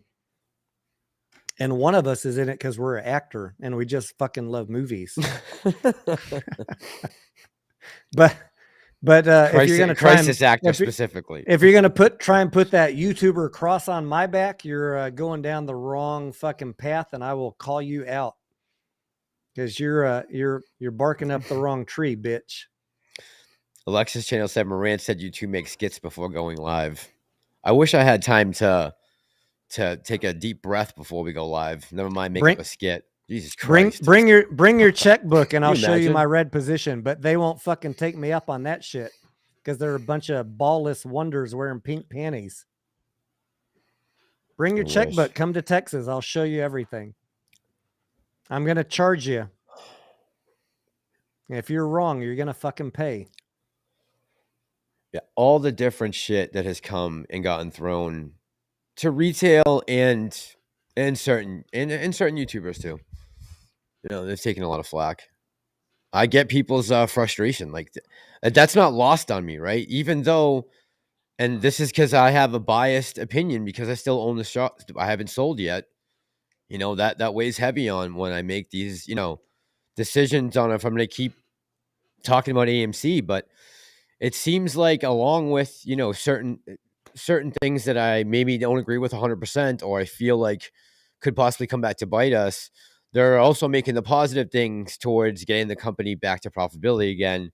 And I don't think this price would make sense once we get back there. So I'm having a hard time seeing us going down too much farther from here. But, you know, people in the chat are saying down to a penny. I mean, you know, that's going to fucking blow if that happens. I'm not going to be a happy camper. That's Wait, for damn did you sure. say AMC goes down to a penny? Yeah, I know Dude, that's not going to happen, dude, but I know. I'm just saying. Happen. Come on. I know that, T. I know. But some people out there believe that shit, you know? There's people out there that believe that. I see people I see people talking about these dipshit other YouTubers. Anybody who thinks I'm not married, bring your checkbook. I'm going to charge you $10,000 to show you my marriage license. Oh boy. You fucking little cunts. What happened? I thought we were going to talk about AMC. What happened? It's going to cost you, but I'll show you. My goodness. Tony Denaro's not even married. He's got a fake wife. Fuck you, motherfucker. Is that coming through the chat? I didn't see that. Yeah. It just came up in the chat? In my chat. These fucking dipshits in California. Like they want attention so bad. They try and tag me in their videos. It's fucking ballless wonders. Hey, Cali, bring your checkbook and come to Texas. Cali Bro Bears has a good comment. He said the real question is why now all of a sudden? Why not wait for popcorn and the credit card first? That's a good question. Why do you think he's in a rush right now? Any reason in particular? You think they're trying to make a move on Cineworld? I think they tried to make a move on Cineworld, and Cineworld said, we don't want to give up just our choice locations. Yeah. And so here's my joke. I think that Adam Aaron said, we'll see you in 90 days after we raise a boatload of cash, and the offer's not going to be as nice. Right. Look, this company, that's definitely a possibility. Cineworld's going bankrupt. What's their debt's like $9 billion? Is that right? It's double AMC's right now. Yep. So in 90 days, the offer's not going to be as nice, Cineworld. And they're going to have a little more Your cash. position's not going to get any better. And Adam Aaron's going to have a boatload of cash, and the offer's not going to be as nice. They should have fucking taken the offer while they had a chance. But water under the bridge. We'll see you in 90 days. Yeah, that's going to be a deep hole to dig yourself out of, Cineworld. I don't know what they were thinking, but yeah, first quarter of 2023. Paul says, did I read his super chat? Let me scroll up, Paul, and see if I missed it. Hang on one second. Let me go. I see Belle Biv DeVoe. Belle says, I was voting no, but seeing how many new names come in here screaming vote no makes me reconsider. I've been on the fence all day, BBD, and I'm moving to the side of I'm going to vote yes for verse split. Let me see if I can find Paul's chat. Hang on, Paul. Scrolling. Paul, I don't see it. Just retype it, Paul. Don't super chat me. Just retype it, and I'll see if I can read it out loud.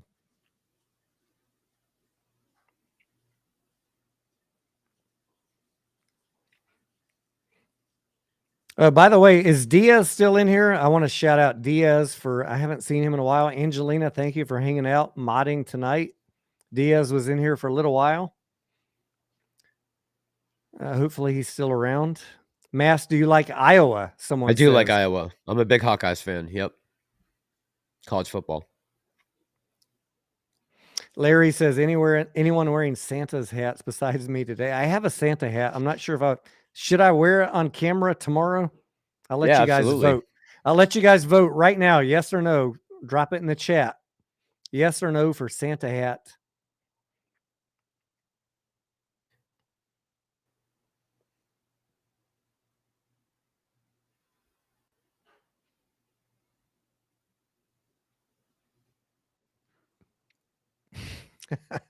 A lot of yeses. Tomorrow the market's open. Monday, Wall Street is closed. By the way, in case you're wondering, in case you're in another country.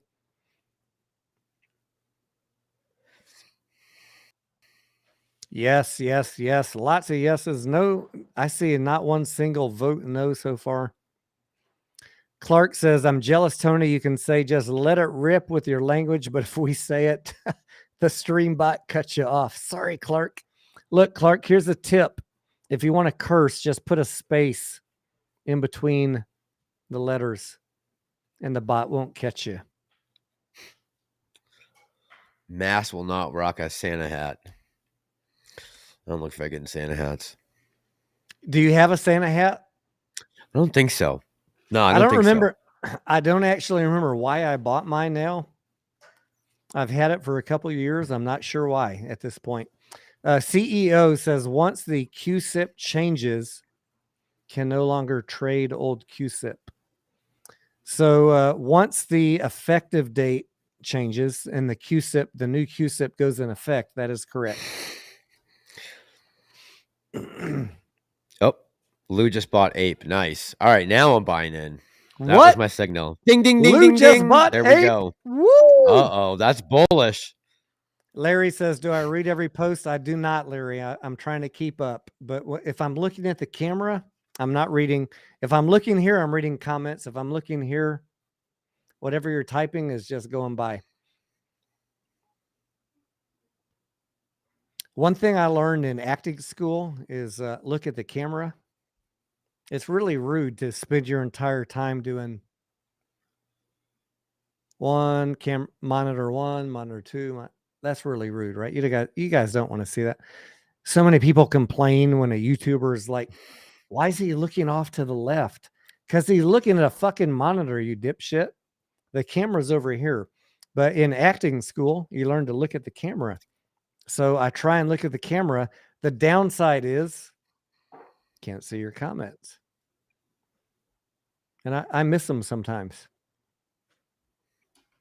All right. I'm looking for Paul's comment. Massalorian, fill us in while I'm looking for Paul. I saw that someone said. Wait. I found it. Oh, I think this is the Paul. Correct me if I'm wrong, but GameStop started the meme stock frenzy. AMC, BBIG, Bed Bath. Wait, BB. What is BB? BB? BB. Blackberry? Beta. Blackberry, yeah. With proof short puts at 1 cent a penny, waiting for these companies to go bankrupt. Do these shorts still have penny puts? Oh, man, what a complicated question. GME started the meme stock frenzy. Da, da, da, da. Do these shorts still have penny puts? I have no idea what shorts have, Paul. GME started the meme stock frenzy. I would agree with that. AMC, Bed Bath & Beyond, BlackBerry, BBIG, many of them participated.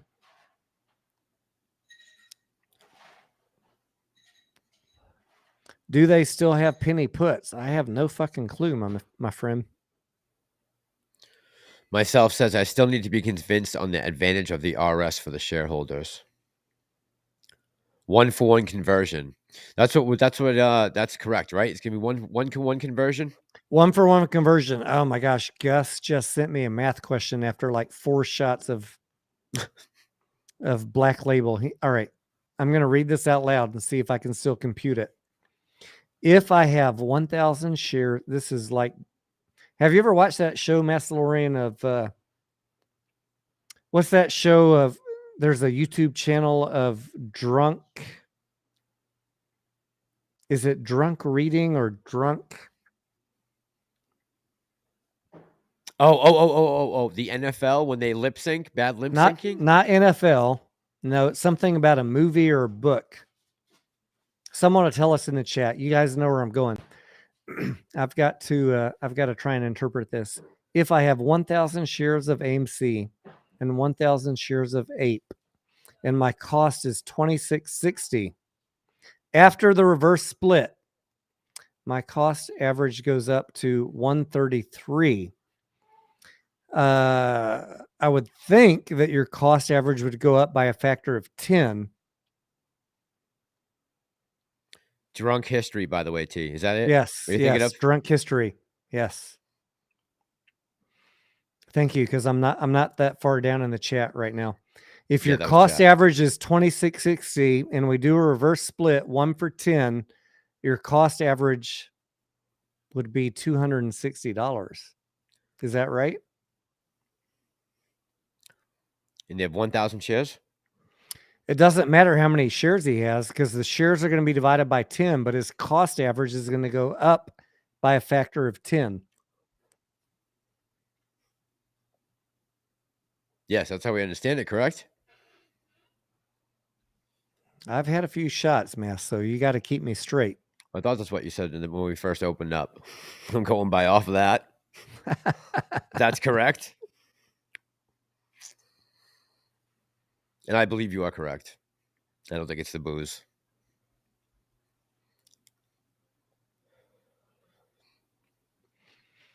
Cost average, look, my cost average is between $8 and $38.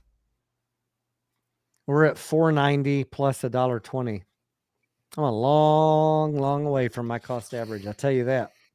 I think I have 6 and 40. 6 or 7 and 40. Or 42. 40 or 42. Somewhere in there was my highest. On the way down to. I started buying AMC in May at the like $8 range. And we're at, if we add them up, we're at $6.10. So I'm pretty sure on every share that I own, I'm in the red. That slow burn from January to March was a good time to load up, right? That nice slow burn running up to March, and then we had to get past that 801, and then January to March of 2021. Mm-hmm. Yeah. Yeah, but that was my best. I wasn't paying attention till May. And then and you started your channel when? In June? No, I started my channel after the split. So anyone who wants to say that I'm pump and dumping this stock, I didn't make videos till after it had come back down. So fuck you. I was trying to message Trey and Matt like, hey, I think your information might be wrong. Why are you telling people to buy calls? Oh, forget it, dude. Why are you telling people to buy calls when it's at 70? No answer. Those guys were balling so hard at that time. I started my channel because I was so pissed at these two dudes and they would never answer me. Like, I'm just trying to give you a little bit of reality, buddies. I know you're like wet behind the ears and you just started trading. You're trying to do your best, but your price targets are a little bit off. I'm just thinking. Why are you buying calls, Matt, at $60? What the Well. fuck are you doing? I'm selling, bud. Yep.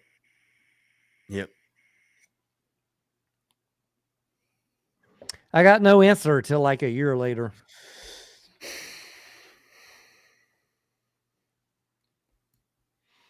Clark says, so when the conversion of APE happens and the reverse split happens, where will the short hedge funds have their positions in AMC? All right, look, Clark, I'm going to say this as plainly as I think that I can. The math is all going to work out that the short position is not going to change. Massalorian, correct me if I'm wrong. Short position should not change. But I'm just going to say, I don't know what's going to happen when APE gets delisted. When APE goes away, there's this unanswered question that nobody knows. There's a lot of opinions right now. Are the shorts going to have to close? Right. That's the unknown. And the unknown is what keeps me in this play, Clark. Some people are saying that the shorts will have to close if APE goes away. You heard Biggums say today that they won't have to close. I don't know that I can give you a definitive answer tonight. Have we seen any definitive evidence to point towards being 100% accurate? No, right?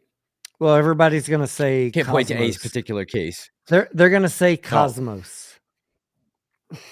But do you know how many reverse splits I've seen? I say that was FOMO.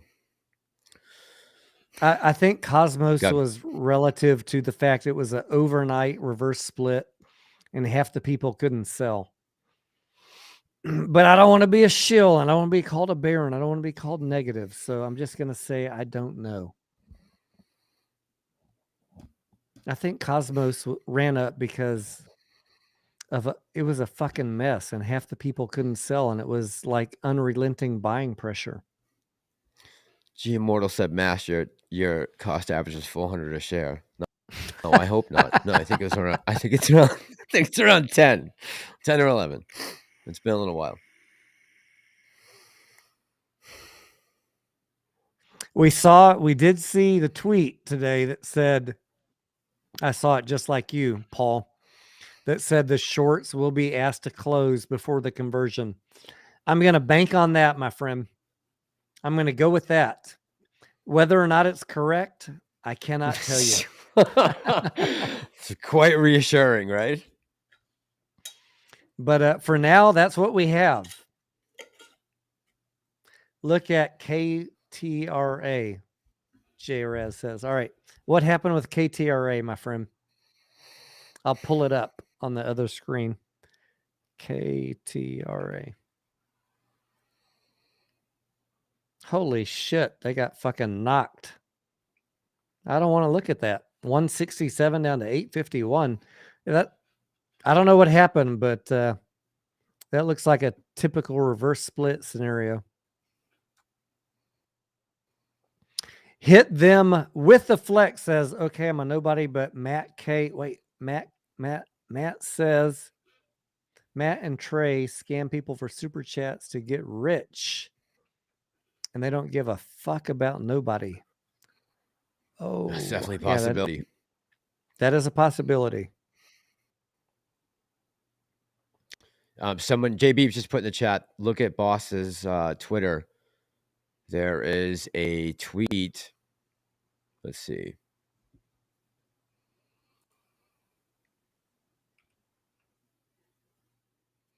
Maybe this one here he's talking about the APE conversion. I invited him to the live stream tonight, by the way. You did? Yeah. Maybe it's this one here he's talking about from 11 hours ago. About the conversion. Ticker symbol this may be occurring with. AMC is proposing to convert APE to common shares of AMC. I was wondering if any short positions on APE would have to close prior to the conversion. Just a moment to look into this. Thanks. Okay. You see it? Yeah, that was either from TD Ameritrade or Fidelity. That's the one that I don't know, you know, Trade Desk, I don't know, always know if they know what they're talking about. But that basically implies that they will have to close before the conversion. So yeah, I'm going to roll with that for right now, you guys, until we have more info. Thanks, Jay Beeps.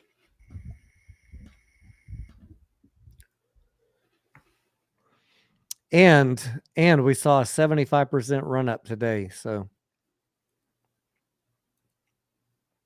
bullish on Ape. Someone said it's TD and Fidelity responses that people had tweets of.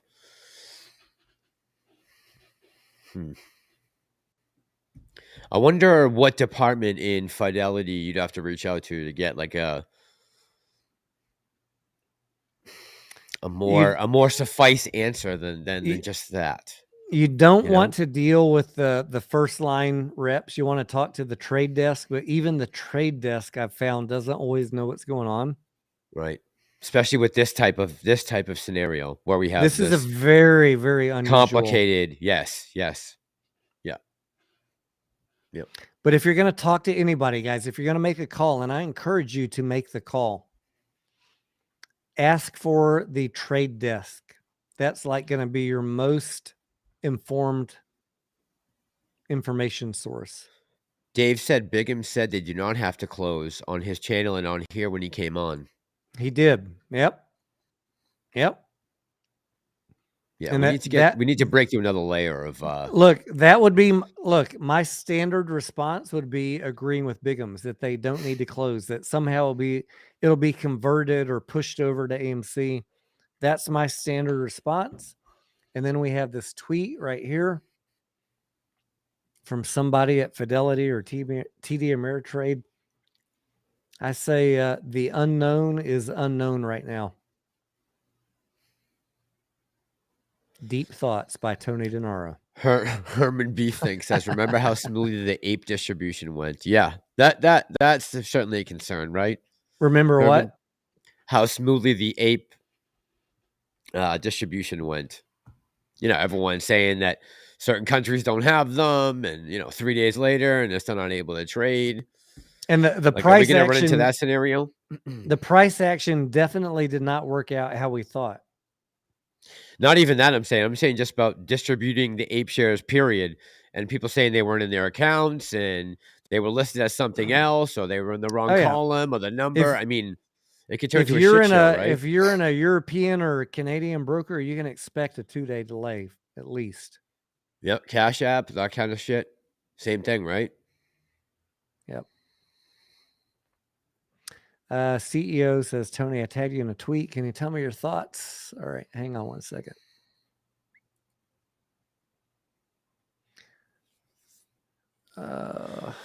What's your Twitter handle? I got so many tweets and messages.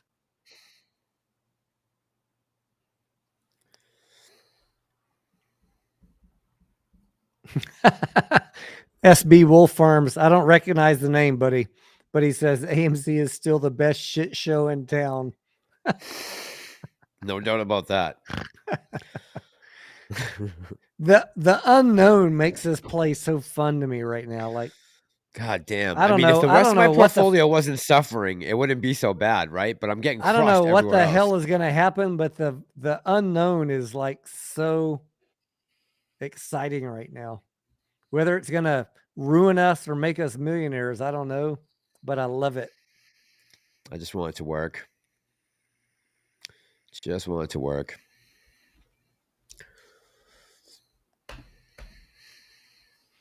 I'll let you get a W. Hold on, Clark. I think Clark is saying a shilly comment. Let me see. What retail needs to understand is Adam Aaron can never get AMC out of debt the way it's going now. Okay, so he's not quite saying shilly. We need to do the reverse split. All right, Clark, you saved yourself in the second part of your comment. It's going to take them forever to get us out of debt at 67 cents per share on Ape, Clark, right? I think that's where you're going with that. But at $40 per share, 30, 20, it's a little bit easier. Matt says, I just want to put gas in my Jeep without looking at the price. I hear you, brother. I hear you. Hey, loud and clear. Tyler B says, Tony, do you feel like a celebrity when you do these streams? I'm a nobody in YouTube land, Tyler. I was trying to tell that to my roommate the other day. I was like, listen, I'm like, this is a very small section of YouTube in a very large space. Like, we are so small. We got virtually no subscribers. We're nobodies. No.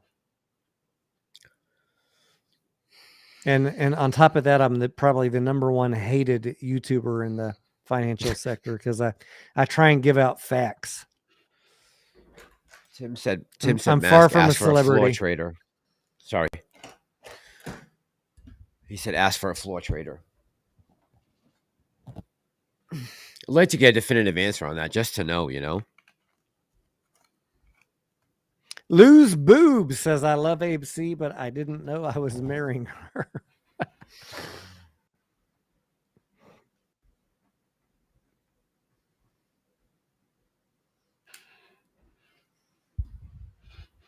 All right, Massalorian, I don't know about you, but I'm going to pay the heating bill real quick. Some of y'all might see an ad. Some of y'all might not if you have premium YouTube.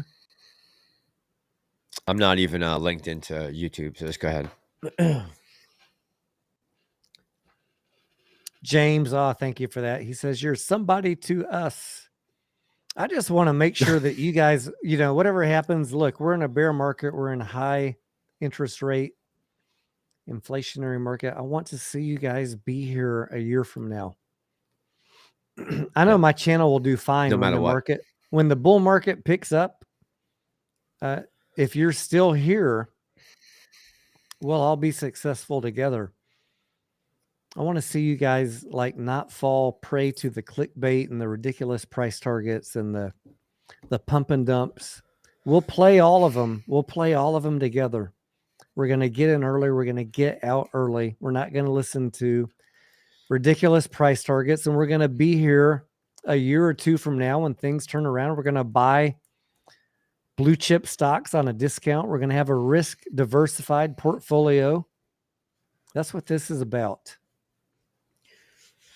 You know, we talked about that plan too for so long about being able to convert this MOAS money into long-term profitability, making the money go to work. You know, I mean, there was a lot riding on this play working out. And it's not over. This play is far from over. I mean, like, yeah, it's like a fucking soap opera. Every day it's a new bit of drama. I know. Yep. Talk about the unknown catalyst. I mean, okay, a couple people saw this coming. Reverse split. I did not see this coming. Me neither. But every day that something new happens, it adds some excitement into this play for me. Yeah, it injects it right with hysteria. But like I said, I guess with the same thing about going to DC to, you know, get out in front of the SEC and protest. At this point, I'm ready for anything to inject some excitement into the stock, you know, or to the meme. Yeah, I'm gonna take a 60-second bio break. Can you start counting? Start the timer. We're good. Go for it.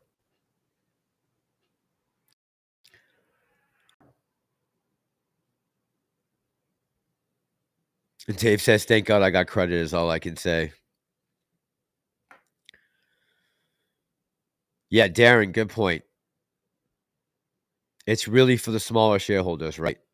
That it isn't good for. Yep.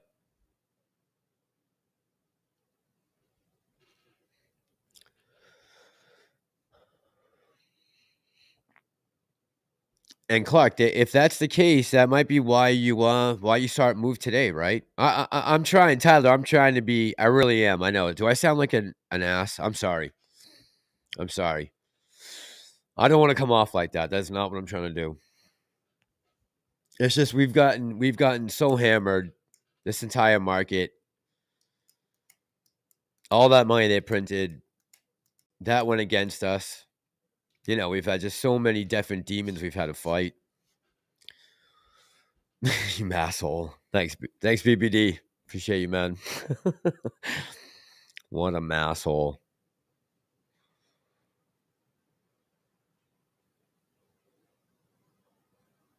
Yeah, Kelly, bro, but it's not good for anyone. But especially for those with a small number of shares. And I get that. Yeah, Tony already has made his mind up. I haven't yet. I definitely have not made up my mind yet. Oh, thanks, Angelina. I'm trying. Brian, no, I not typically. No, I don't. This market's just you know, I'm so sketched out by all the things that have happened. And I've seen so many people get jaded recently with holding for numbers that are unattainable. It turned me off to even doing that. And I'm so underwater right now. I don't have the money to risk. I don't have a ton of dry powder sitting around that I can risk to try a day trade. You good? I'm back. Did I Alrighty. make 60? Oh yeah, you were fast. That was real fast.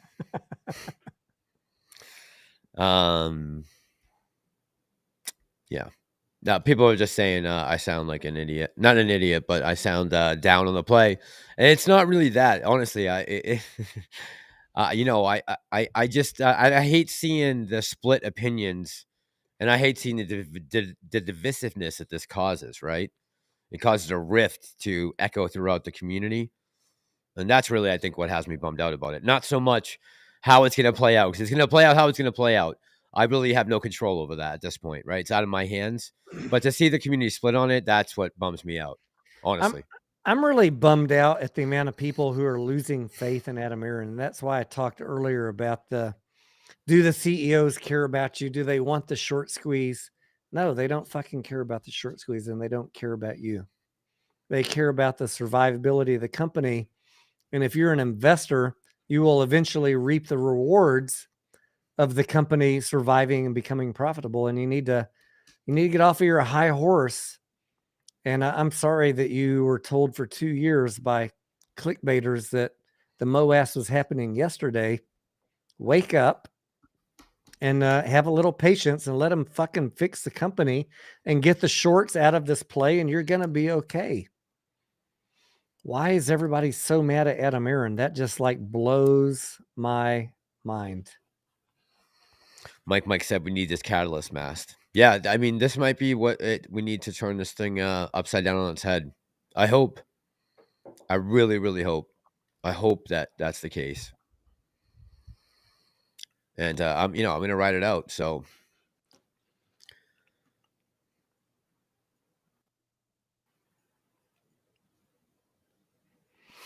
I'm trying to catch up on comments here real quick. someone said, "Why are we deciding now? We have time to think about it. We have plenty of time to think about it." Yeah, there is. Yeah. I mean, there's no Don't need to rush to. Yeah, good point. Don't decide anything tonight, guys. We're moving the conversation along. This is an opinion. Everything tonight is opinion. It's just discussion to help move the discussion along, right?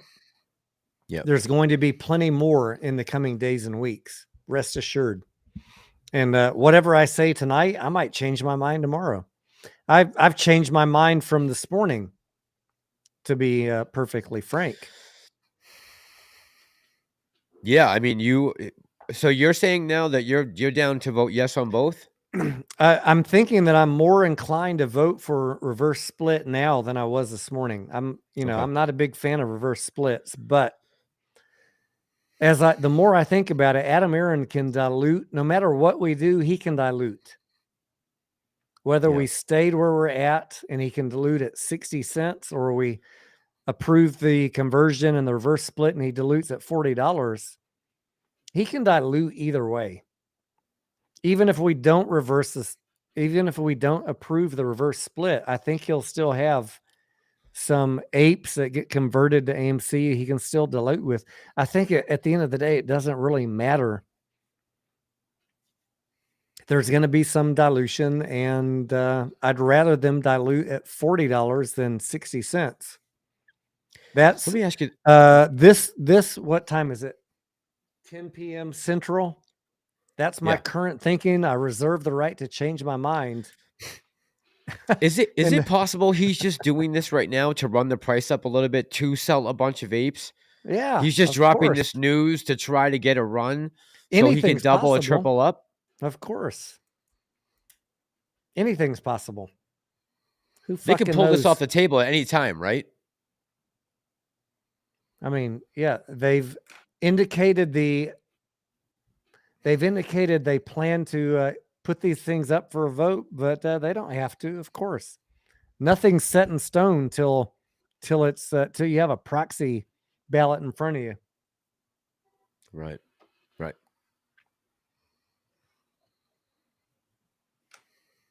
It is. I guess it is exciting to see how it's going to play out. That to me is the most fascinating thing right now. Like, we don't get this kind of roller coaster ride in many plays. No, certainly not. Certainly not. And thank God, because I would have an aneurysm, and been dead a while ago.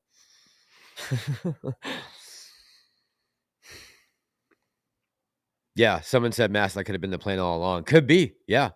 I mean, if we get a FOMO run out of this, and all of a sudden the thing runs up to $7, $8, $9, $10, and he can drop, maybe that is by the news, right? Moto GP says, how worried are you that this thing comes up shenanigans on a scale of 1 to 10? Moto GP, I never trust anybody. Never trust anybody. What was that movie or TV show I watched one time? He said, I trust two people, the man in the mirror and God. Don't trust a movie? It was a movie or a TV show. It was some mob dude. Look, don't trust Adam Aaron. Don't trust Massalorian. Don't trust anybody. Who knows what kind of shenanigans go on? But I do think that in general, CEOs care about the future viability of their company. And I think that Adam Aaron's doing what he thinks is best. And look, if a year from now you got to come back and say Adam Aaron bankrupted the company and you were wrong for 2 years, Tony Denaro, I will take that beating. Right now, I trust the gentleman that he's doing the best he can for the company, and people can talk shit about him all they want. Hey, if you got to vent, go ahead and vent, amigos. I think CEOs care about their companies. I think they care about their reputation. I could be wrong. Of course, I could be wrong. But that's not how most CEOs are not built to only think about themselves and screw everybody else. I don't believe that.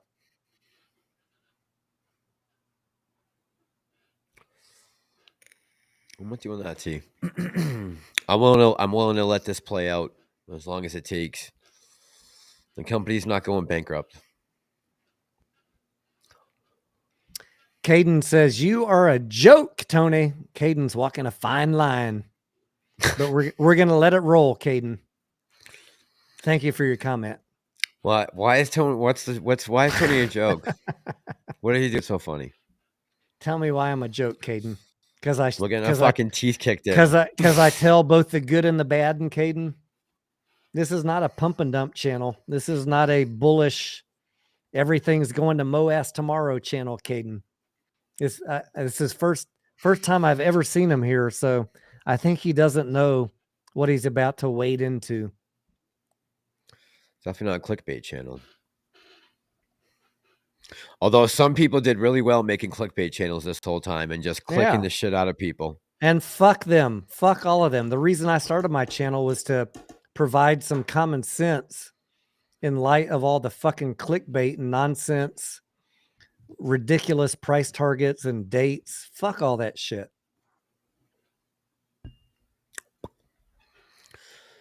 Truth. Come on, Caden. Tell Apes us something blazing. else, Caden. Tell us something Apes- else, Caden, you little bitch. Ape Blazing does stuff. Said, did a mom just remove my comment because I cursed? You're on Tony's? Probably not. Ape Blazing. I don't think so. I have a stream bot moderator. So if you're gonna curse, put some spaces between the letters. Brian says, I love both of your live streams. I think we just need to teach each other how to make money. Brian, I'm going to stop right there. How to make money, get in early, get out early. Every fucking momentum play. Get in early, get out early. Don't listen to anybody's fucking price targets on YouTube. Nobody. Definitely not. And then he goes on to say, we need to teach each other how to make money other ways in the market besides AMC. Yes. Have a risk diversified portfolio. Look, have the majority of your portfolio in blue chip stocks. That's how I do it. That's how I want to see you guys do it. I can't tell you what to do, but if you're investing all your money in one or two stocks, you got to understand the risk you're taking and not complain. Hashtag no crybabies. If all of your money is in one play, I don't want to hear shit out of you. You knew the risk you were taking on. And going forward, please don't do that. Please, for the love of God, don't put all your money in one stock. Or two. Caden says, all right, Caden's got another comment. Oh, wait, I can't wait to read this. Why do you trust someone who keeps finding ways to screw investors? Tony is a suck ass. You're probably short on this play. Caden, bring your checkbook to Texas and I will show you my position. Wow. I'm going to challenge you to the $10,000 bet, Caden, and I'll pay for your flight. Yeah, Caden, man. Let me know when you want to come. I'll pay for your flight, Caden. I promise you're backing up the wrong tree. You're gonna pay me $10,000 minus my cost of the flight, and fuck you, bitch. Yuka, you were never blocked. I have never in my life shorted a stock. But come on, Caden. Send me your details. I'll pay for your flight. Bring your checkbook. Better have 10,000 large. Wow, this is a wild chat tonight, I must say. This is a wild ass chat. I like it. Some fire. People are spitting flame tonight on both sides of the aisle. Caden's this is the kind of lively conversation I like. Caden's crossing the fine line of getting booted. Keep sucking on that dildo, Caden says. One more comment, Caden, and you're gone, bitch. Who do you got modding for you tonight, Tony? Who's in your mods? My mods are not instructed to block anybody. I will block some fucking shills, though. If you got nothing constructive to say, you're gone. I'm not here for views. I'm not here for subs, Caden. Fuck you. I'm here for people that want real talk. Anybody who's been here for any amount of time in the last 2 years knows that. Javi the Great, what is up, amigo? The whips out.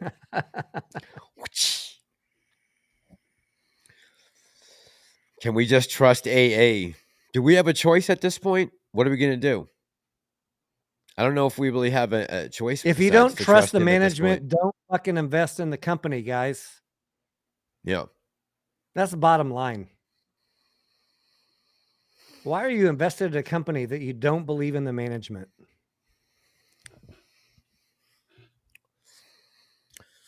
$24 the money says no more DD. Have a good night, bro. Yeah, we're just kind of spitting, I guess, right now, right? Because we just don't know how this thing is going to play out. All we can do is take a couple guesses, and that's it. Sucks. A lot of speculation, and it always has been since day one with this play, right? Chris NY says something. I think AA pouncing was a decoy. I know Doc he still thinks that there's something more to the pounce. Who knows? Maybe this was his plan all along. I just don't know. I wish I had the damn answers. What was his plan all along? this whole thing, this I just can't see him wanting Ape to ever go down, to have to No, get to this point. I don't Yeah. think Ape going down was his plan. No. That's the only thing. I've heard from other YouTubers that they said, this was his plan all along. Sorry, I can't agree with that. I do not think that part I'm stuck. Yeah, I have. I do not think that he thought Ape was going to go down 90%. Because we didn't. No, we didn't. We did not. We've been completely wrong. Mm-hmm. Yeah. 100%. Yep. Yeah. We took our best guess and we were fucking way off. We got smoked. And maybe this is the answer that we need to turn that back around again. That thing just sucked the wind out of us so hard. We'll find out in the next 90 days. Look, if you only held AMC, if you only held Ape and you didn't buy on the dips, you're gonna get you got a long way to go to get back in the green, right? I've been adding AMC up. Sorry, I've been adding Ape as it goes down. So as it goes up, I'll be okay. I'm still a little bit in the red, but we'll see how the next few days go. I'm not running a victory lap yet. We got a ways to go. But up 75%. That's a good one-day turnaround. I'll take that.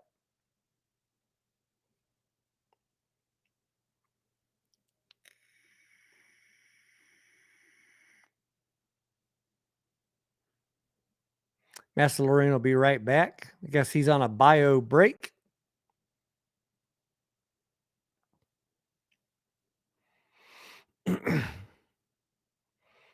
Eight Up says, hey, Eight Up. First, this is the first time I see your name here. Last 2 years have been mumbo jumbo talk. I would agree with that. Been a lot of clickbait talk in the last 2 years. Not on this channel, though. We don't talk price targets here. We don't talk dates. We talk real talk. We read filings. We read what the company is telling us. We try and do our best to give you guys a realistic perspective. We talk patience.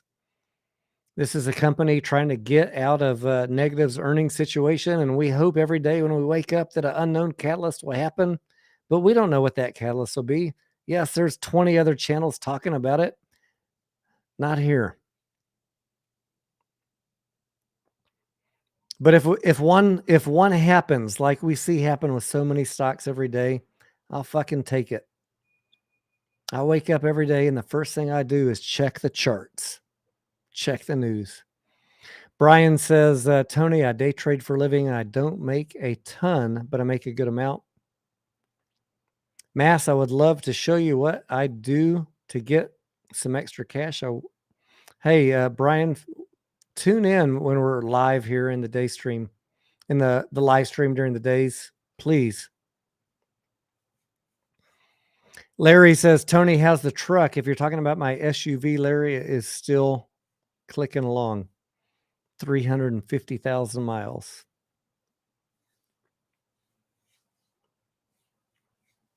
Grandpa Barney, what is up, amigo? Does it have to be 90 days? They said the vote will be within the next 90 days. I don't think it'll be exactly. Hallie says, remember when we were talking about when Ape was issued was 7 days before everything happened? I don't know what that. I don't know what you're saying there, Hallie.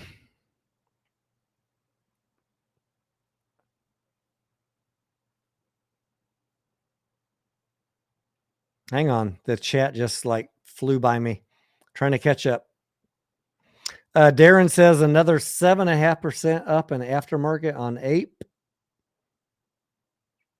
I see that. 129 closed in aftermarket. Booyah. Jordan says, why sell at 66 cents if you know you want a reverse split and can sell then? Well, I mean, obviously he didn't know it was going to happen after the announcement. That was the price at the moment.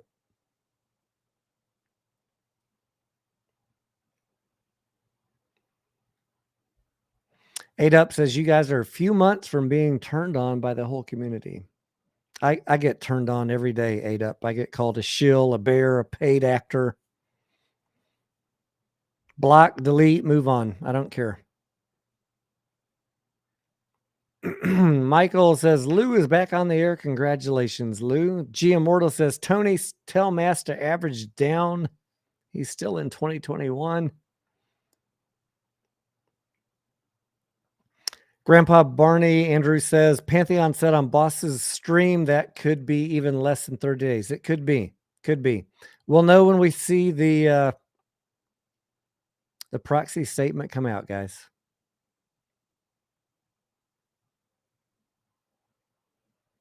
Lou bought 4 Ape shares just to be able to vote. Great. Congratulations, Lou. I bet Lou thinks that the new ticker symbol for AMC is going to be CUSIP. Did Bill give him a call and let him know if there's a ticker symbol change? That's an inside joke for some of y'all. Love you, Lou. I want to have a pizza, pineapple pizza with you one day. Brian says, I do. Most days I see what you do, but never see Mass during the day. Yeah, Mass does not live stream during the day. Maybe one day. I think that's his... I think that's your long-term goal, right, Mass, to be able to live stream during the day? No, I was thinking about doing that lunch hour thing, but I think I want to do two solo live streams a week starting January 1st. That's my plan. NASCAR says, Tony, what does your day trading setup look like? Do you use multiple monitors? I think I posted a picture. I don't know if it's available to the public, but yeah, I have 1, 2, 3, 4 monitors. I just recently changed it. I had 2 monitors, one which was YouTube over here, one which was charts, but I was missing so many plays that I added 2 more monitors a couple months ago, and I'm loving the new setup. It's like triples the amount of stuff you can keep your eyeballs on. Jay Lemon says, thank you for keeping it real. Yeah, it's tough keeping it real, guys. The reason this channel is not popular is we keep it real. Everybody wants that hopium. I get it. You want to hear someone telling you every day that it's going to 100,000 tomorrow. Look, I'm in it for the next squeeze, just like you guys are. Whenever that happens, however that happens. But my timeline is different than some people. Hate me or love me, I don't care.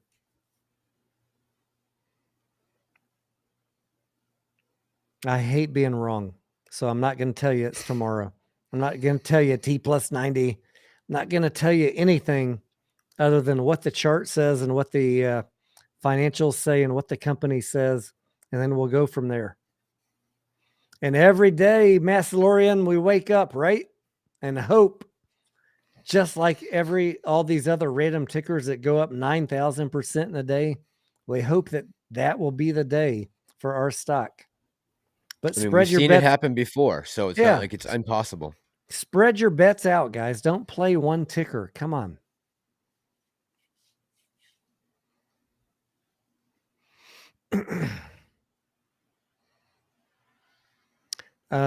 David says, do you believe post reverse split price will surpass 200? Oh my gosh. Can't say, David. J33 says this is a good time to start a YouTube channel and be bullish. LOL. Maybe in about a year. Look, when whoever has a channel when the bullish stock market returns, you're gonna do great. How many people will survive? How many people will still have any money left? All this fucking bullshit and these people telling you to buy shit when they're all about to go down. Many of these people will not be around a year from now. We will still be around. This channel will still be around. And I'm pretty sure Massalorian will still be around. Yeah, and I'm going to still be on here bitching and, tearing apart misinformation and bullshit news across the globe and exposing whoever needs to get exposed that's been screwing the middle class, retail investors, you name it, across the board. You know why we'll still be around? Because we get in early and we get out early. Always pull out early, guys. Did he just say that? Oh, it's always getting raunchy. Guys, now we're definitely getting. Always pull out early. Yeah, BBD. I know he is. That's okay. He's in my radar too. I got his manifesto on my bookmarks from 73. I'm going to read it someday. Have you ever, I know, Tony, you're not a big believer in WEF, right? You don't think they're a big deal? WEF. Yeah, and the IMF. Like, do you think they're big geopolitical players right now? No, right? Well, I mean, I'm not gonna cast You're stones on the. shaking your head no. You're I'm like, not gonna Mass, cast. don't do it. I don't want a thing on my video. I'm not gonna cast stones on the whole conspiracy theory shit. Yeah, I mean, Gotcha. I always leave leeway for conspiracy shit to be true. But let's not degenerate this Definitely conversation not. into that. No. Because That- we're that's not for degenerating at all with the rest of the talk. That's for Massalorian's channel. I'm not gonna None of get that's demonetized. degenerative. No, I know. You're right. Sorry. We don't want a sticker on saying go to Wikipedia on our video. Thanks, YouTube. 8up says Scavenger was just in here and he didn't have the nuts to tell him he's full of shit. Oh my gosh, 8up. We got another hater in the channel, guys. Why Look, would I say that? Why would any of us say that? Scavenger's bullish. I told you guys. I've said here in the chat and I've said to his face, he's so fucking bullish. I almost didn't trust him. What more can I say? I don't know what else you want me to say. The guy's bullish. Let him have his moment. I'm not gonna shit on that. He's good. He's good. He's excellent to counterbalance someone like someone like us, like with someone our like me. perspective. He's good to counterbalance someone like me. That's why I have him on. Exactly. Same reason I invited Boss Blunts and Biggums. Like, look, I'm the reality guy. I need some relentlessly bullish guys on to counteract, to counter the DD that I'm handing out. That's fine. Everybody has their own opinion. I love everybody to have their own voice and have their own opinion. You guys are the ultimate deciders. You hear the opinions, you make the choice. I don't fucking care.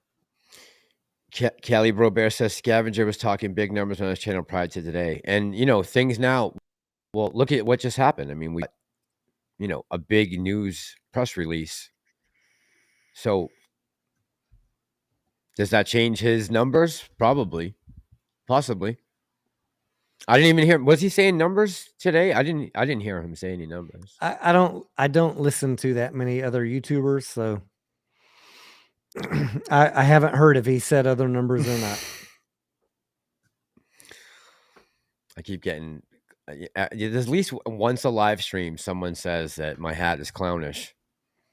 No matter what hat you put on, whether it's the Amazon thing that lights up or my hat is clownish. Scavenger, you're still listening in. What's up? We still love you, buddy. And that, we have you on here because I love your bullish views on the stock. I've told you that on YouTube. I hope he knows that. I've never talked to Scavenger, guys, offline.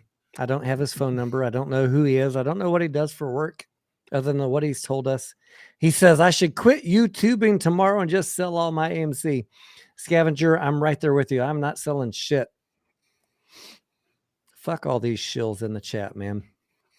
Yuka says he seriously was able to send a message. Now I kind of believe him because he said it 2 nights in a row now, multiple times. So, man, I hope you're not now. It says you're paired up, so you should be commenting through my chat. So I hope you're good now. I honestly didn't see you in there, bro. I would have taken you off. You know that. My hat, my face. Nuck says, is it a tramp stamp or a pull-out target? I think they're the same thing, Nuck. I always viewed it as a target. Uh-oh, Scarlett, I hear her walking. She's walking in the back. I'm trying to get a guitar over your head. Time to get good on the chat here. I hear her walking in the kitchen. Something said Mass looks like he's going to break dance on cardboard in an alley. You look like I'm from the 80s? That's horrible. That's not good.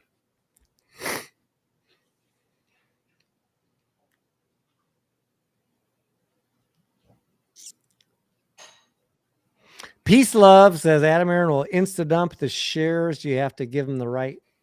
You have, wait, AA will insta dump the share. You have him right back to you at a premium. I don't know if I understand what that means, but I think Adam Aaron will do dilution after a reverse split. I don't know about you guys, but I'm getting hungry. Mass, I haven't eaten since lunch. Yeah, it's been a while, man, since I've ate. Well, my roommate has vacation this week. Hang on, I gotta listen to Scarlett for a second. What? When am I gonna be done with the live stream? She's asking. Soon. I'm getting hungry. We're about to wrap up. We've been going. How long have we been going, Mass? We got on at 9 your time, right? 9 my time. So yeah, 2 hours, 2.5 hours. 2.5 hours. It's about time to wrap it up. I think we've said about all that can be said. We're just letting the Bears take pot shots now. Yeah, I haven't fully made up my mind yet on my decision on how I'm going to vote, but I like hearing all the different opinions tonight, and that's that's what this is about for me. I mean, it's people getting out there, listening to different scenarios, ways this could play out. That's all we can do right now. I would say right now, look, we're less than 24 hours into it. Just continue to listen to people. Do your own due diligence. I'm not giving you guys any instructions tonight. I don't even know what I'm doing. I had one thought this morning. That thought is changing as of tonight. That might change again by tomorrow. I'll keep you posted. That's just my opinion. That's just what I'm doing. That's not instructions to anybody. Never. Zen Hodler says you can always vote no too. Yeah, I do think someone asked me, is Adam Aaron going to control the vote? No. Adam Aaron owns a small fraction of the overall shares of AMC plus APE. Adam Aaron's not going to control the vote. Institutions are not going to control the vote. We do. Retail owns the vast majority of the float. Of that, I'm convinced. Ultimately, whatever you guys decide, that's going to be the vote. Unless it's one of those votes where it's like, we're going to take your vote and do whatever we want. We've seen that on some previous proxy issues. I hope the wording does not say that. But I think you guys, ultimately, whatever you decide in the coming weeks, you're going to be the deciding factor. So continue to ask questions. This is a good discussion. That's all tonight was. Sharing thoughts, having a talk. Nobody knows what the fuck is going to happen. We're sharing with you our thoughts tonight. Other people are sharing their thoughts. Yeah, we're trying to play out different scenarios just so you can be prepared for anything. Anyone saying right now we know what's going to happen is not telling you the truth. Not 100%. Well, I mean, they don't know, right? Nope. We all have our guesses. That's right. Some will come up tomorrow, Larry. 100%.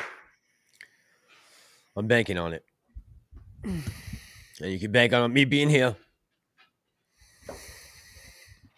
All right, Mass. I ordered some pizza. I ordered some pizza for lunch. I know it's not keto, but I turned on the oven when I was on my bio break. I'm going to heat up some slices and pass the fuck out. And what time is it? 10:30. I should be up for pre-market tomorrow. It's going to be an exciting day. Remember, the markets are closed on Monday. Tomorrow is the last day for the next few days. I'll be around over the weekend, guys. If you want to watch some YouTube, we'll be around. I'll be. I'm going to go on Saturday night, I think, for Christmas Eve for a little while. All right, and I'll be sure and break out the Santa hat if I come on tomorrow. There you go. If not, you can count on it over the weekend. There you go. Let's see what. Thanks, other, T. What Thanks for having me on, man. MMTLP is where we are going, but AMC is a bit different. Yeah, it's very different. Very, very different. No pineapple pizza, Kim. I ordered Scarlett likes pepperoni, so I got her pepperoni with cheese stuffed crust. And for myself, I got the works. Everything. You too, Dana. Larry says hi to Scarlett. Scarlett, hello. I don't know what she's doing in there. Hello. Giggity, giggity. Julie says good night. Good night, Julie. Good night, Clark. If shorts have to cover, D says on conversion, does that include Ape and MC? Just Ape, D. If they have to cover, it includes just Ape.